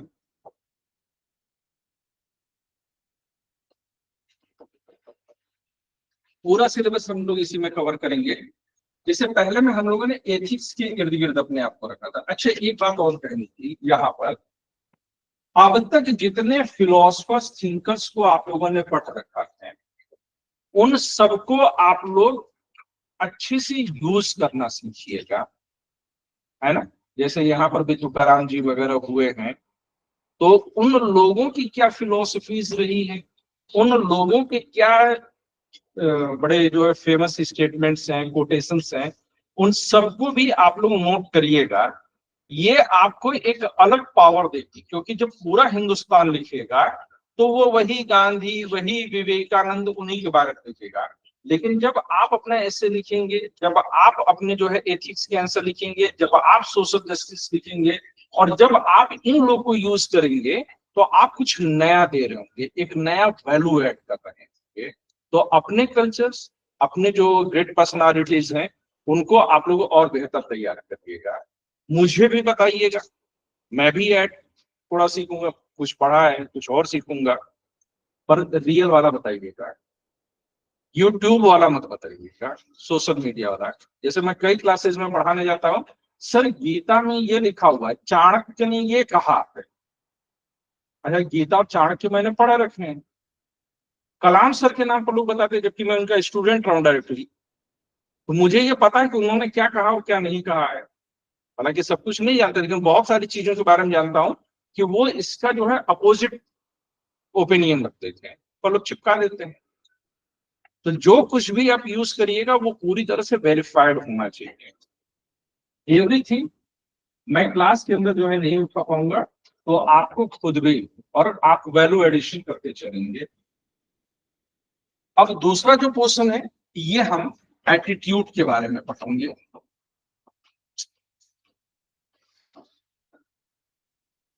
ठीक है, इसमें पहला क्या होगा,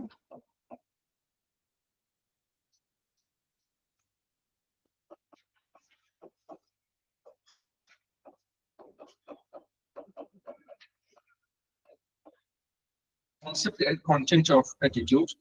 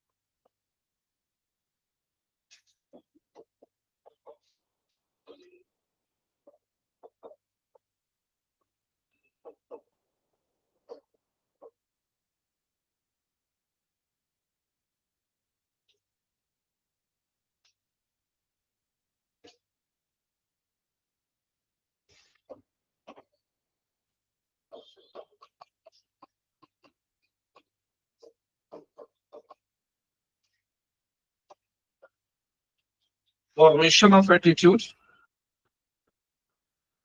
इसमें दो पॉइंट्स पढ़ेंगे जिनसे बहुत अधिक क्वेश्चंस पूछे गए हैं, लगभग हर केस स्टडी में इसको यूज किया जाएगा।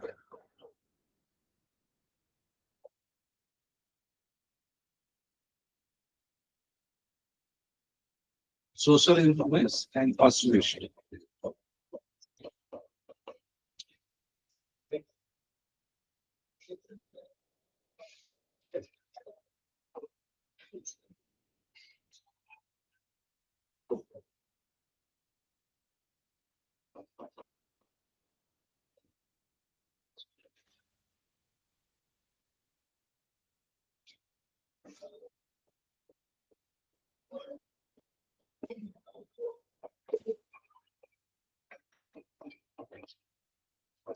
डिफरेंट टाइप्स ऑफ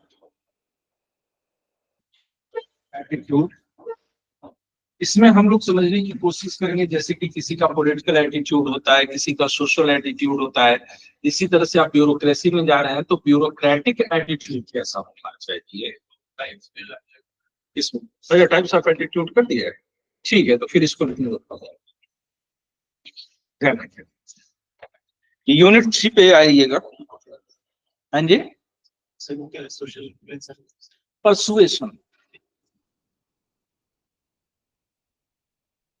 ये बहुत इंपॉर्टेंट है कि ब्यूरोक्रेट के तौर पर, कि आप लोग अपनी बात को कैसे रखते हैं, कैसे समझने की कोशिश करते हैं, कैसे आप समझा रहे हैं, क्या आपका एक्चुअल एटीट्यूड होना चाहिए। ठीक है, everything in the third unit.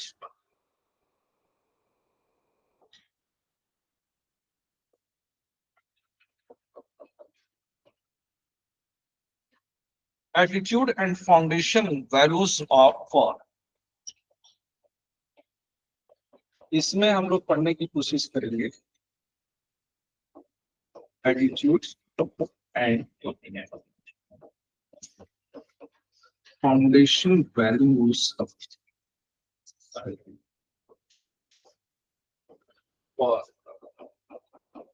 Civil servant.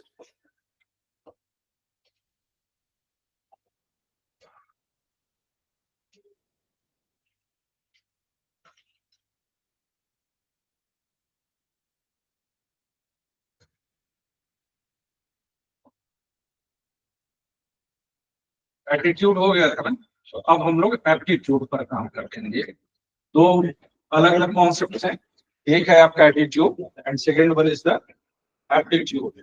तो एटीट्यूड के बाद हमको जो है समझना है कि हमारा एप्टीट्यूड कैसा होना चाहिए। ठीक है, क्या डिफरेंसेस हैं, क्या इनके जो है कॉन्सेप्ट्स हैं, ये हम लोग बाद में बात करेंगे। Concept and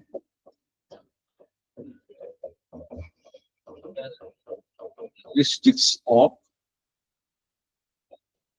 aptitude।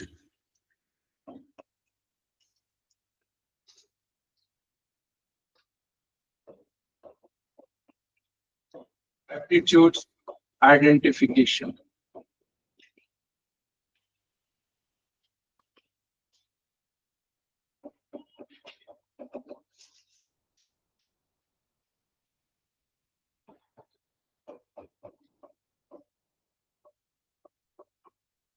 Types of aptitude।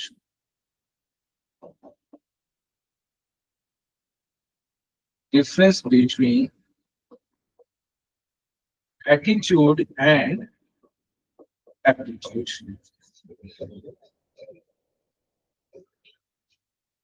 जितना इसका प्रैक्टिकल पोर्शन है वो आपसे पूछा जाएगा, जो इसका थ्योरेटिकल पोर्शन है वो सिर्फ बेस के तौर पर यूज होगा, वो कभी भी आपसे पूछा नहीं जाएगा। जैसे कि difference between attitude and aptitude, इसके पूछे जाने के चांसेस बहुत कम है, लेकिन एप्टीट्यूड आइडेंटिफिकेशन, इस पर क्वेश्चन डायरेक्टली बनेंगे।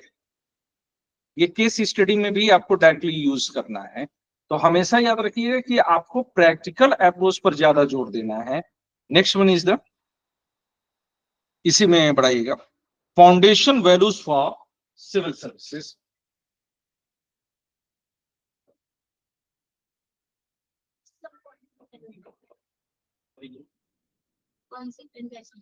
कैरेक्टरिस्टिक्स ऑफ एप्टीट्यूड, ये फॉर अ सिविल सर्वेंट। ठीक है, क्या पढ़ने नहीं जा रहा था।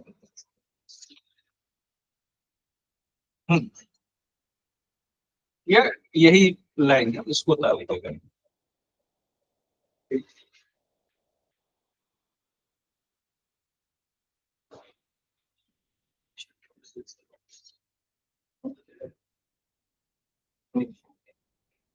अगला जो है हम लोग लेंगे, कौन सा यूनिट आ जाएगा, यूनिट 4। ये पूरी तरह से इमोशनल इंटेलिजेंस पर होगा।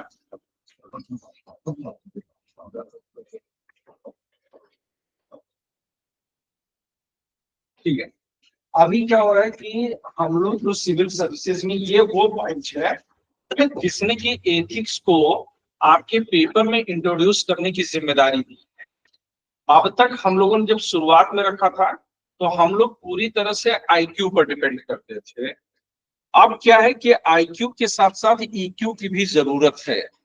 जैसे कि अगर कल मेघालय वाला केस हम लोग देखते हैं, ठीक है, या फिर वो नीला ड्रम वाला केस अगर हम जानते हैं, इस तरह के और भी केसेस हैं, दोनों जेंडर्स की तरफ से होते हैं, है ना। ये तो थोड़ा हंसी मजाक की बात हो गई कि जेंडर कॉन्सेप्ट, अपना जो है केरोसिन ऑयल का बहुत प्रयोग किया गया है इस देश में डाउरी केसेस वगैरह में।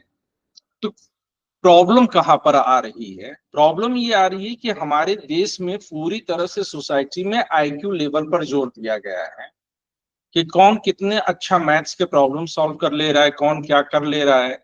Still there is a debate कि हमारे देश में love marriage versus arrange marriages हैं, लेकिन जो जितने तरीके से अब स्टोरीज सामने आ रही है वो ये समझ में आ रहा है कि हमारे देश में इमोशनल इंटेलिजेंस के ऊपर बहुत कम काम किया गया है।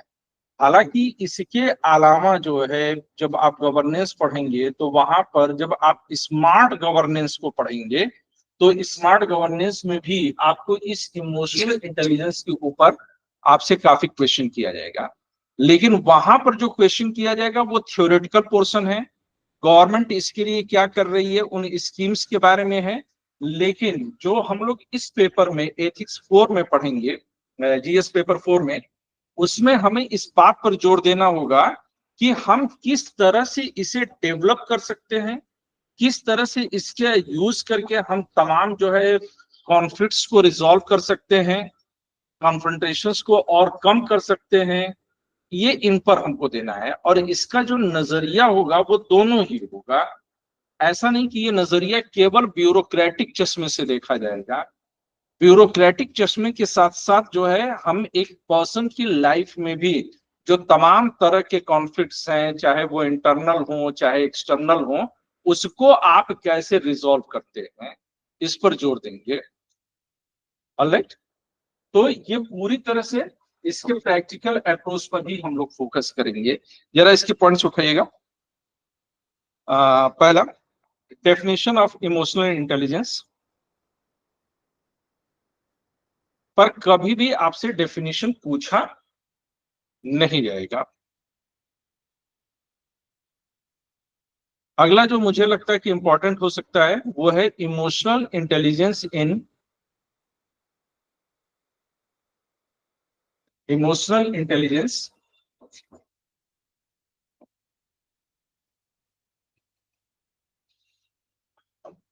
इन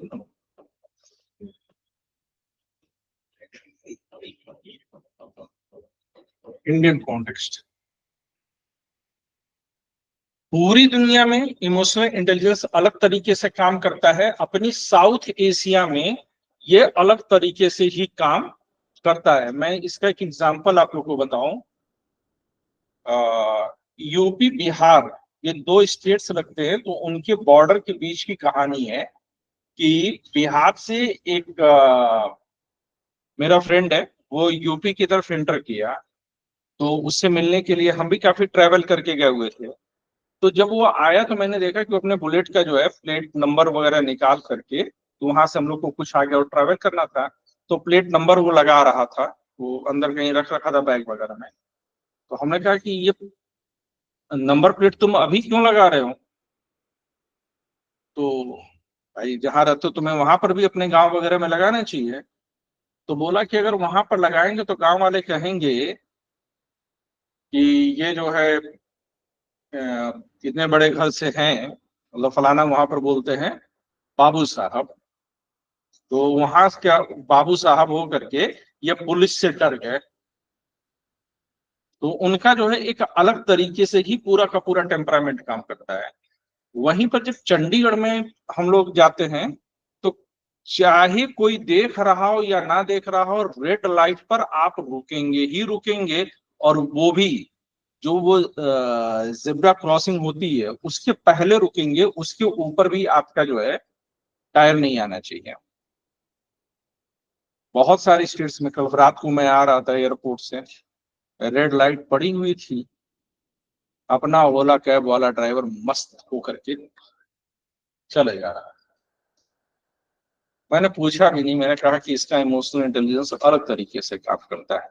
अब उसको आप अलग ही जो है एंटीना कैच कर रहा था, तो वहीं पर वो दिन में वो अलग ढंग से काम करेगा। तो इमोशनल इंटेलिजेंस के पीछे कई सारे फैक्टर्स काम करते हैं। जैसे यहीं के या वो बिहार वाले जो हमारे फ्रेंड थे, उनको आप चंडीगढ़ लेकर के चले जाइए, अपने आप रेड लाइट पे ये लोग रुकना शुरू कर देंगे, ये कभी भी क्रॉस नहीं करेंगे। इंडियन रेलवे को देखिए, वो चाहे किसी भी कलर में उसके जो है कंपार्टमेंट्स हो, उसको धीरे धीरे गेरुआ रंग में, लाल रंग में रंगते चले जाते हैं। इसके लिए किसी ब्रश का इस्तेमाल नहीं करना पड़ता है, सिर्फ जुबा केसरी काम कर जाता है। वहीं पर मेट्रोस में वही पब्लिक चढ़ेगी, लेकिन मेट्रो में आज भी एक भी सीटें नजर नहीं नजर आएंगे।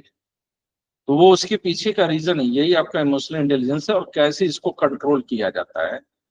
आप पहले से ही सफाई कर दो। यहाँ पर 2 बार किसी ने अगर जुबान केसरी बोल दिया, फिर जिसे नहीं भी बोलना होगा वो भी बोल के जाएगा, है ना? तो लिखिएगा जरा, एप्लीकेशन ऑफ इमोशनल इंटेलिजेंस अगला टॉपिक क्या लेंगे उसमें?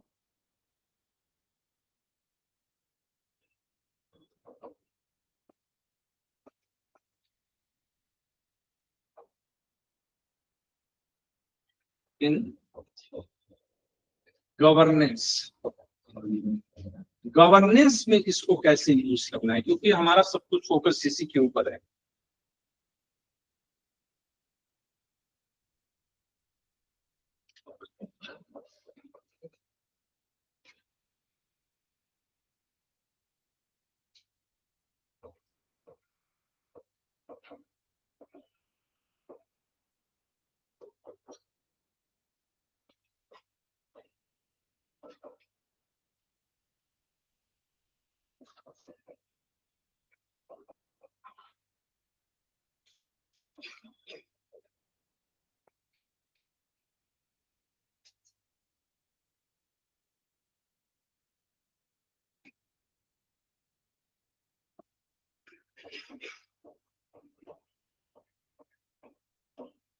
अब देखिए, इमोशनल इंटेलिजेंस हमारा सिलेबस 3 जगह पर काम करने के लिए बोल रहा है। कहाँ कहाँ पर? एक आपके गवर्नेंस या ब्यूरोक्रेसी में, दूसरा इंडिविजुअल गुड पर, और तीसरा सोशल हार्मोनी के लिए। यानी कि गवर्नमेंट, इंडिविजुअल और सोसाइटी, इन तीनों लेवल पर काम करना है। ठीक है, तो केवल ब्यूरोक्रेसी के नजरिए से इसको नहीं पढ़ा जाएगा। जब हम पर्सपेक्टिव लेंगे तो ये तीनों लेकर के चलेंगे। राइट, आगे उठाइएगा।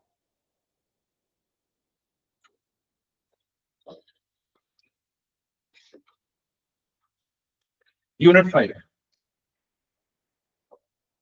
पहले सिलेबस पर एक काम कर लिया जाए।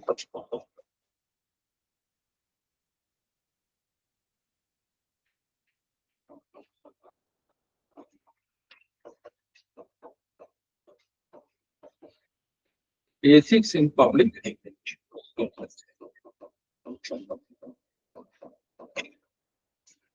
अब ये जो टॉपिक मैं ले रहा हूं, ये यूनिट 5 में, इसको देखने के बाद बहुत सारे लोग ये क्लेम करने लगते हैं कि this paper is more of the public administration type, तो वो उधर जाने लगते हैं। लेकिन यहाँ पर फिर समझिएगा कि पब्लिक एडमिनिस्ट्रेशन के थ्योरीज, उनके कॉन्सेप्ट पर हमको काम नहीं करना है, हमको काम करना है इसमें एथिक्स पर। तो ये जो एक्चुअली में पब्लिक एडमिनिस्ट्रेशन की फिलोसफी है, हम उसके ऊपर काम करेंगे। तो बहुत अधिक ये कॉम्प्लिकेटेड इसको बनाने की कोशिश नहीं किया जाएगा। जो सिंपल लाइफ में हम यूज करते हैं उसी को पब्लिक एडमिनिस्ट्रेशन में उसके बेसिक्स को ध्यान में रख करके हम कैसे कर सकते हैं। जैसे कि एक इंडिविजुअल के तौर पर जब आप जो है एथिक्स को लेते हैं, मोरालिटी को लेते हैं, सोसाइटी के तौर पर लेते हैं, तो आप चीजों को एक अलग चश्मे से देखेंगे। लेकिन जब एक एडमिनिस्ट्रेटर के तौर पर हो जाएंगे तो आपका जो है रवैया होगा वो बिल्कुल डिफरेंट हो जाएगा। ये हो सकता है कि आप as an IAS officer, collector, you are working and वहां पर आपको कोई प्रॉब्लम आती है, आप किसी एक अलग जो है माइंडसेट के साथ उसको सॉल्व करेंगे, और वहीं पर जब घर के अंदर आएगा तो आप उसको अलग तरीके से सॉल्व करेंगे।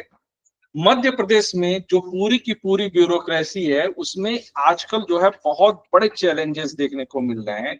खास तौर से जो उनकी अपनी पर्सनल लाइफ है वो बहुत अधिक डिस्टर्ब चल रही है, और उसके पीछे का रीजन ये मान करके चलते हैं कि जो यंग जनरेशन के ऑफिसर्स हैं वो कंपैरेटिवली बेटर वर्क कर रहे हैं, और जो थोड़ा सा जो है हमारी उम्र वाले हो गए हैं उनके सामने चैलेंजेस ज्यादा आ रहे हैं।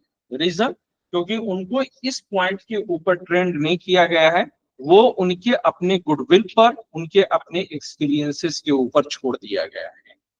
याद रखिएगा, पूरी एथिक्स, पूरी मोरालिटी, पूरा जो इमोशनल इंटेलिजेंस है, एटीट्यूड है, एप्टीट्यूड है, इन सब के फॉर्मेशन में एक्सपीरियंस आपका बहुत तगड़े से काम करता है। जैसे जैसे आपका उम्र बढ़ती है वैसे वैसे चीजों को लेकर के आपका सोच, आपका नजरिया बदलने लगता है। लेकिन एजुकेशन के अलावा और भी बहुत सारी, आपका जो अनुभव है उसके अलावा भी बहुत सारी चीजें होती हैं जो इनके जो है फॉर्मेशन में काफी काम करती हैं। जैसे what kind of the education you are getting, कैसा एजुकेशन आपको मिल रहा है। जो लोग कोएट में पढ़े होते हैं, यानी कि जहाँ पर स्टूडेंट्स में जो है बॉयज और गर्ल्स एक साथ बैठते हैं, उन लोगों का चीजों के प्रति नजरिया अलग होगा। जो प्योर बॉयज स्कूल्स या गर्ल्स स्कूल्स में पढ़ करके आते हैं, उनका चीजों को देखने का नजरिया अलग हो जाता है। तो सोसाइटी हमेशा, जो लोग जो है रूरल एरिया से आते हैं, जो अर्बन एरिया से आते हैं, उनके जो अपने कल्चरल वैल्यूज एथिक्स होते हैं वो डिफरेंट होते हैं। तो यहाँ पर भी हमको ये मान करके चलना होगा कि हम पब्लिक एडमिनिस्ट्रेशन में जब पढ़ते हैं तो ये जो अलग अलग सोसाइटी से लोग आ रहे हैं, इनको हमको न्यूट्रल करने की जरूरत है। वरना सोचिए, बिल्कुल रूरल बैकग्राउंड से आया, एक बिल्कुल जो है मेट्रो सिटी से जा रहा है, और दोनों को एक साथ काम करना है, तो पता चला कि 2 घंटे तो केवल लोग बहस ही कर लेंगे। तो यहाँ पर हम क्या करते हैं कि उसको न्यूट्रलाइज करने की कोशिश करते हैं, हम पूरी तरह से उस पर फोकस करते हैं। तो इसमें पहला पढ़ लीजिएगा, एडमिनिस्ट्रेशन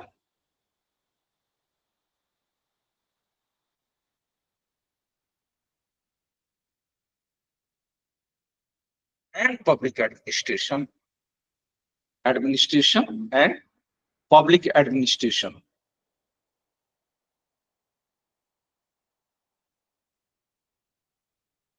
है ना, एडमिनिस्ट्रेशन हर जगह है, लेकिन जब वो जो है यूनिवर्सली जो है लोगों के लिए काम किया जाए, फॉर कॉमन मैन किया जाए, तो that will be called public administration. Second is the administrative ethics.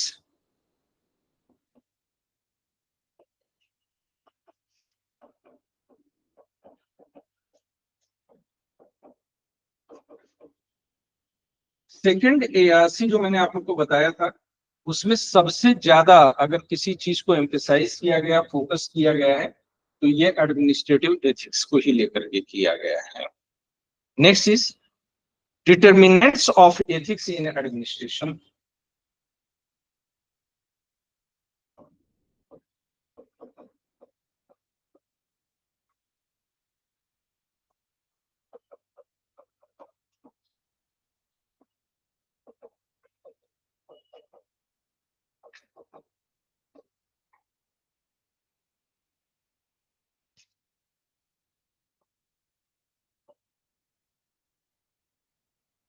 Values and ethics in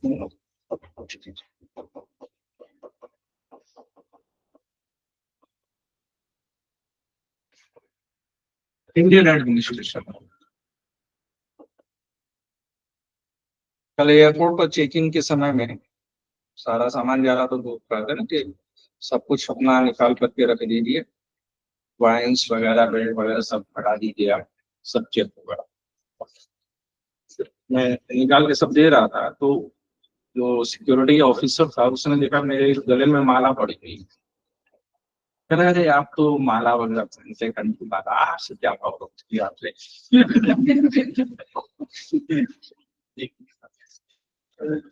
हमने सोचा कि बगल में किसी और ने जो सोचा सुना, तो अगले दिन वो भी कंठी माला लेकर के आ जाएगा, और फिर पता नहीं क्या क्या लेकर के आएगा। तो वो है क्या कि जो पर्सनल वैल्यूज हैं वो कहीं ना कहीं डोमिनेट कर जाते हैं। ठीक है, तो इस पोर्शन में हम ज्यादातर यही समझने की कोशिश करेंगे कि उसको कैसे हम बैलेंस कर सकते हैं। क्या हम एडमिनिस्ट्रेशन में रह करके जो हमारे अपने कल्चर है, वैल्यूज हैं, एथिक्स हैं, सोसाइटी के नॉर्म्स हैं, क्या हम उनसे पूरी तरह से कट करके केवल और केवल हम इस बात पर फोकस कर सकते हैं कि हम पूरी तरह से न्यूट्रल हो करके हम मैकेनिकली जो है एक लाइक अ मशीन हम जो है एडमिनिस्ट्रेशन को रन करा सकते हैं? तो ये कई बार लगता है कि ऐसा करना पॉसिबल नहीं है। अगर ऐसा होगा तो एडमिनिस्ट्रेटर और कॉमन पीपल, इन दोनों के बीच में जो है काफी जो है डिसरिस्पेक्ट बढ़ जाएगी, लोगों के बीच में ट्रस्ट जो है डेफिसिट बढ़ेगा, तो वो हो जाएगा। जैसे कोर्ट्स कई बार ऐसा काम करती हैं। अगर आप देखिए लोअर कोर्ट्स और जो हाईएस्ट कोर्ट है इंडिया की, इन दोनों के ओपिनियन के बीच में काफी बड़ा अंतर पाया जाता है। जब हाईएस्ट कोर्ट बात करती है तो वो कई बार जो है वह अपने को सोशल वैल्यूज से न्यूट्रल करके अलग हटा देती है। और जब लोअर कोर्ट्स काम करती है तो वो ज्यादातर वो उन्हीं जो है फिलोसफीज के ऊपर काम करती है जो कि सोसाइटी में आमतौर पर काफी फेमस होते हैं, काफी चलते हैं। जैसे कि होमोसेक्सुअलिटी को लेकर के अगर आप देखिए तो लोअर कोर्ट्स कभी भी ये हिम्मत नहीं कर सकती थी कि वो कभी भी होमोसेक्सुअलिटी को बोल दे कि ये सही है, लेकिन सुप्रीम कोर्ट ने उसको बोला। क्यों? क्योंकि जैसे जैसे वो ऊपर गए तो उन्होंने एक चीज ये तय कर लिया था कि वो through the lines of the law जाएंगे, वो प्री ऑक्युपाइड किसी बात से नहीं होंगे। फिर साथ में उन्होंने कई बार ये किया कि हमें सोसाइटी के साथ ही नहीं चलना है, हमें सोसाइटी को बदल भी देना है। वरना लॉ क्या कह रहा था, जब तक आईपीसी की सेक्शन 377 थी, होमोसेक्सुअलिटी वाज अ क्राइम, एक क्राइम था। तो लॉ वही कह रहा था। हमारी सोसाइटी में आज भी होमोसेक्सुअलिटी को गलत ही माना जाता है ना। कोई अगर होमोसेक्सुअल होगा भी तो कभी भी पब्लिकली नहीं बोलेगा। अखर होमोसेक्सुअलिटी को तो छोड़ दीजिए, हमारे यहाँ तो सेक्स ओरिएंटेशन पर ही जो है बातचीत नहीं होती है। और न जाने कितने परिवार सिर्फ इसलिए टूट रहे हैं क्योंकि हमारे देश में सेक्स एक ऐसा टैबू है जिस पर कि आपको बात ही नहीं करनी है। सुप्रीम कोर्ट इस लाइन से और आगे बढ़ता है।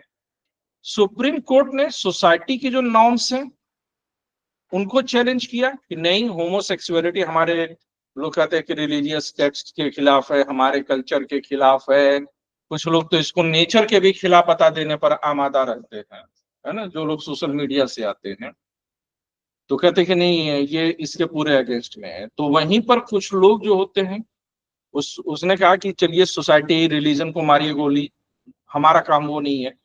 उन्होंने कहा कि जो सोशल नॉर्म्स है हम उसके अगेंस्ट भी जाएंगे, जो लॉ इस्टेब्लिश्ड है हम उसके भी अगेंस्ट जाएंगे।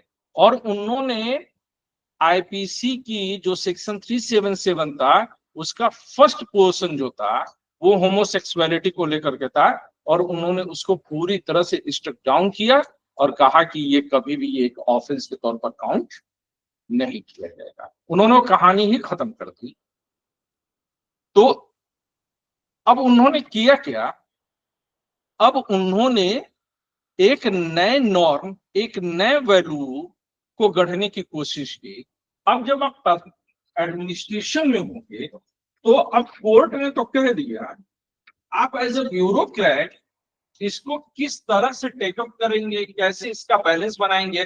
आप अगर जा करके जो है पब्लिक के बीच में नहीं, कोर्ट ने कह दिया और हम इसी के ऊपर चलेंगे, काम नहीं चलेगा। वरना कुछ लोग जो है तुरंत ही अपना झंडा वगैरह लेकर के खड़े हो जाएंगे। तो इन्होंने क्या कहा, इन्होंने कहा कि कैसे इनको इनकल्ट करना है, कैसे इसको इसके बीच में हमें रखना है। ये पार्ट जो है हम लोग यहाँ से सीखने की कोशिश करेंगे। Is that okay? यहाँ पर हम लोग क्या उठाने की कोशिश कर रहे हैं? नेक्स्ट पॉइंट इज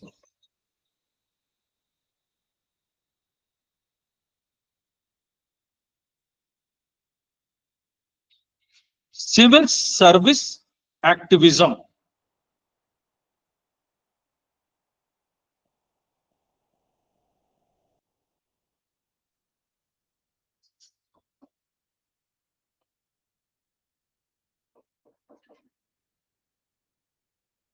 ये जब भी एक्टिविज्म टाइप के जो है वर्ड्स आ जाए तो ये एक्टिविज्म समझ लीजिएगा कि कुछ लोगों के अंदर जो है क्रांति फूटना चाह रही है। वो जो जैसा है वो उसको वैसा एक्सेप्ट नहीं करना चाह रहे, वो उसको कुछ चेंज करना चाह रहे हैं। तो एक्टिविज्म क्या होता है कि जो नॉर्म्स हैं उसके ऊपर उठ करके एक नया स्टैंडर्ड, एक नया स्किल सेट करने की कोशिश की जाती है। एक्टिविज्म वर्ड का यूज ज्यादातर सोशल कॉजेस के लिए ही किया गया है। सोशल एक्टिविस्ट आप लोगों ने बहुत सुने होंगे, मेधा पाटेकर जी तो यही की हैं। है ना। फिर उसके बाद अरविंद केजरीवाल हैं, अरुणा राय हैं, और भी बहुत सारे लोगों को आप लोग जानते होंगे, अन्ना हजारे हैं, है। तो तमाम तरीके के लोग हैं। लेकिन ये एक्टिविज्म जो नॉर्म्स को बदलना चाहता है, जो जैसा चल रहा है उसमें वैसा संतुष्ट नहीं है, कुछ क्रांतिकारी है इसमें। आप लोगों ने एक नया वर्ड सुना होगा, जुडिशियल एक्टिविज्म। हालांकि नया नहीं है, जो लोग थोड़ा बहुत में सिविक्स वगैरह पढ़े होंगे उनको ये वर्ड पता होगा। तो जुडिशियल एक्टिविज्म क्या है कि हम जो इस्टेब्लिश्ड लॉ है हम उसको नहीं मानेंगे, बल्कि जो चेंजिंग सोसाइटी के लिए जरूरी है, जो लोगों के राइट्स के लिए जरूरी है, जो लोगों के आर्टिकल 21 में जो लिबर्टी वर्ड यूज किया गया है उसको और कितना बेहतर तरीके से दे सकता है। जब जुडिशरी इसको लेकर के काम करती है तो वो ये क्या कहते हैं कि जुडिशियल एक्टिविज्म आ गया है।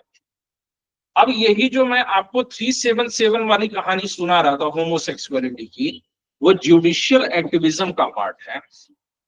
वरना जुडिशरी को करना कैसे काम कर चाहिए कि हमारे देश में कैसे जो है कॉन्स्टिट्यूशन है, हमारे देश का कॉन्स्टिट्यूशन बैलेंस्ड है।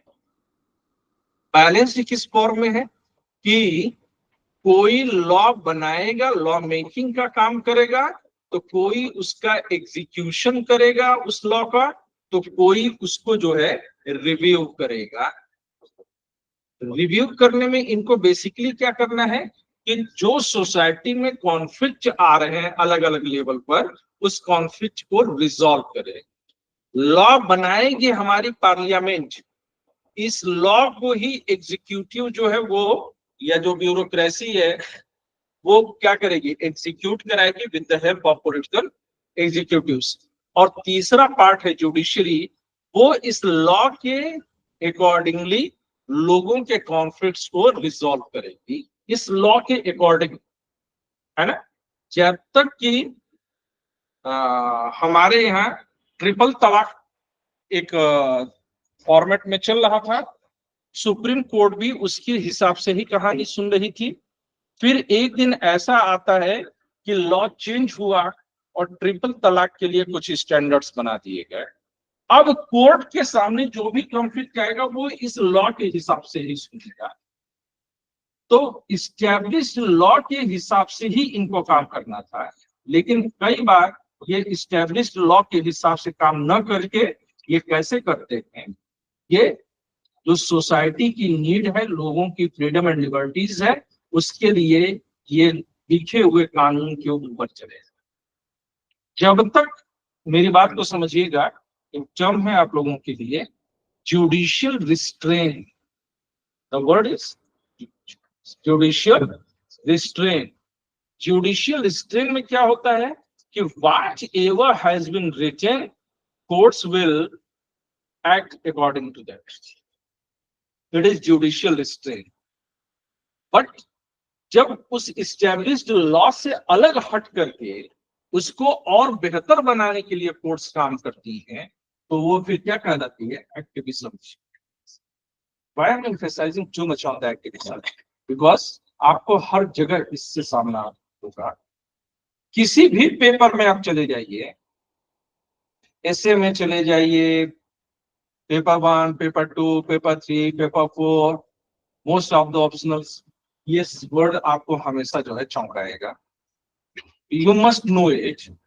और इस क्या यही जो नॉर्म्स के अलग हटने की बात है, क्या सिविल सर्विसेज में इसको कहीं पर भी अलाउ किया गया है जो यहाँ पर हम कह रहे हैं कि सिविल सर्विस एक्टिविज्म। आप सोचिए कि क्या एज एन एडमिनिस्ट्रेटर आपके पास ये पावर होगी। एज एन एडमिनिस्ट्रेटर आपको वही करना है जो कि रिटर्न है, जो कि आपको ऊपर से आदेश आया। सिंघम करता ही नहीं बनना है। पूरी लाइफ में ये बात याद रखना है, हमारी सटकली नको रे बाबा, होना ही नहीं है। सड़कने तो देनी ही नहीं है, वो मूवीज में चल जाता है ऐसे, वो फोन तो करके बोलते हैं ना ये चार्जशीट मेरे को ऐसे नहीं दिया है, तो हम नेताओं की नहीं सुनेंगे। अरे जिसने तुम्हें चार्जशीट दिया है ना, उसी ने लिख करके दिया है कि ये जो पॉलिटिकल लीडरशिप है तुम्हें उसके अंडर में रह करके काम करना है। प्रॉब्लम क्या है? अजय देवगन और काजोल दोनों ने ही कभी सिविल सर्विसेज की तैयारी की नहीं।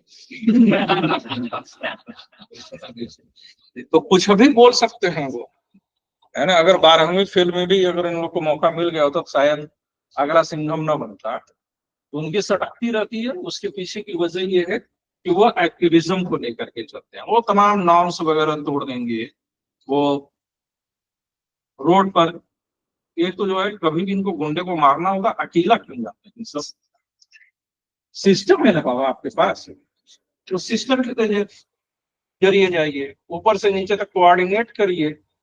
आप अकेली जीप लेकर के घुस जाते हैं, वो भी दीवार तोड़ के घुसते हैं, बड़ी प्रॉब्लम है। अब तो थोड़ा सुधर गया है, पहले तो होता था कि गुंडे के अड्डे पर जो है पहले एक्ट्रेस आएगी, वो डांस करेगी तब ही हो जाता था। चेंजेस आते हैं। तो सिविल सर्विसेज एक्टिविज्म आपको क्या लगता है कि किस लेवल तक आप कर सकते हैं? इसमें दो चीजें समझिएगा। एक तो कुछ पावर्स आपको दी गई हैं और कई जगह ये छोड़ा गया है कि सिचुएशन के अकॉर्डिंगली आप थोड़ा बहुत अपने हिसाब से एक्ट कर सकते हैं। जैसे कि अगर क्राउड आ रहा है तो it will be the decision of the officer जो वहां पर होगा कि वो ये तय कर ले कि उसे पीछे हटना है, कि उसे लाठी चार्ज करना है, कि उसे गोलियां तक चलवा देनी है। अब वो हर बात पर पॉलिटिकल लीडरशिप से कांटेक्ट नहीं करेगा, या आपके यहाँ कोई बहुत जो है गरीब है, कोई बहुत बीमार है और वो आया हुआ है, तो आप क्या कर सकते हैं कि आपके पास कुछ फंड्स वगैरह हैं तो उसको आप यूज कर सकते हैं। तीसरा, आपकी जो पावर्स हैं उसके जरिए आप सोसाइटी में कोई चेंज ला दीजिए। जैसे कि उड़ीसा में एक एडमिनिस्ट्रेटर थे, वो डिस्ट्रिक्ट मजिस्ट्रेट के पोस्ट पर थे, और उन्होंने क्या किया कि उन्होंने जो है तमाम ये जो अमृत तालाब बने, जलाशय बने, ठीक है। अभी ये लास्ट गवर्नमेंट जब मोदी जी की थी तो उन्होंने इस तरह की जो है एक स्कीम लाया, जब पहली बार बने थे पीएम तब उन्होंने ऐसा किया हुआ था। तो उसने क्या किया कि उड़ीसा के जिस डिस्ट्रिक्ट में वो थे वहां पर उन्होंने अपनी तरफ से जो मखाना होती है उसकी जो है, उन्होंने कहा कि इसका जो है कल्टीवेशन आप करवाइए, खूब अच्छे से कराइए, और इसकी वजह से क्या हुआ कि वहां पर लोगों की लाइफ पूरी की पूरी चेंज हो गई। इसी तरह से कई सारे ऑफिसर्स ने अपने अपने यहाँ पब्लिक हियरिंग्स के डेट्स तय किए, तो वो विद इन द फ्रेम रह करके कुछ नया करने की जब कोशिश करते हैं तो उसको कहा जाता है कि सिविल सर्विसेज एक्टिविज्म। ये दोनों ही तरीके से हो सकता है, या तो आप ऐसे काम करिए कि बाकी पूरा का पूरा बैलेंस बिगड़ जाए, या फिर आप ऐसे काम करिए कि वो बैलेंस आप बना करके रखिए। तो इस पोर्शन में हम लोग जो पढ़ने की कोशिश करेंगे वो हम लोग इसी को करेंगे कि कैसे सिविल सर्विसेज में आप लोग एक्टिविज्म पर काम कर सकते हैं। पर एक्टिविज्म शब्द को हमेशा समझिएगा कि जब सेट नॉर्म्स के ऊपर जाकर के कोई स्टैंडर्ड सेट करने की कोशिश की जाएगी, बार को थोड़ा और ऊपर होता है जी। चलने दीजिए 10 मिनट अभी खत्म कर देंगे, फिर उसके बाद ले लेते, तब उसके बाद हम लोग कोई पोर्शन शुरू कर देंगे। बस थोड़ा सा बचा हुआ है, 1 यूनिट और बची है। Probity in governance, probity in governance.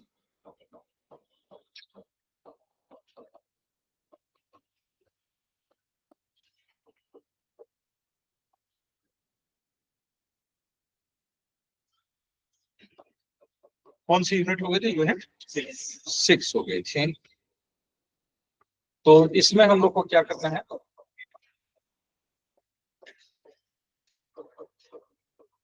Concept of public services, philosophical basis of, 2 minute का टाइम देता हूं।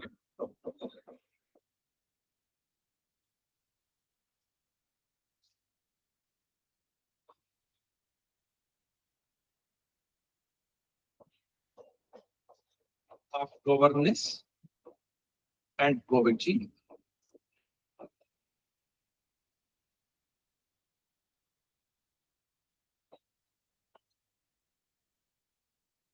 कोड्स ऑफ एथिक्स,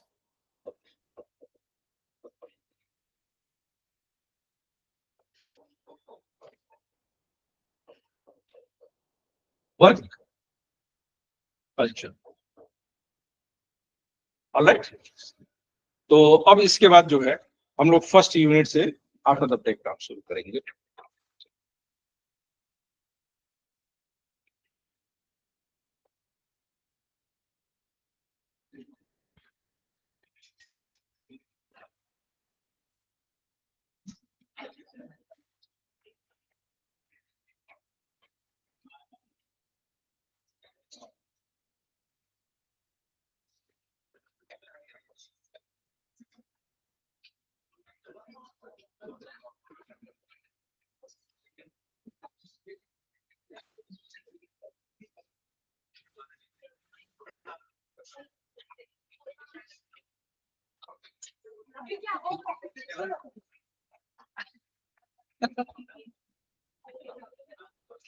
बंद करो, बंद करो।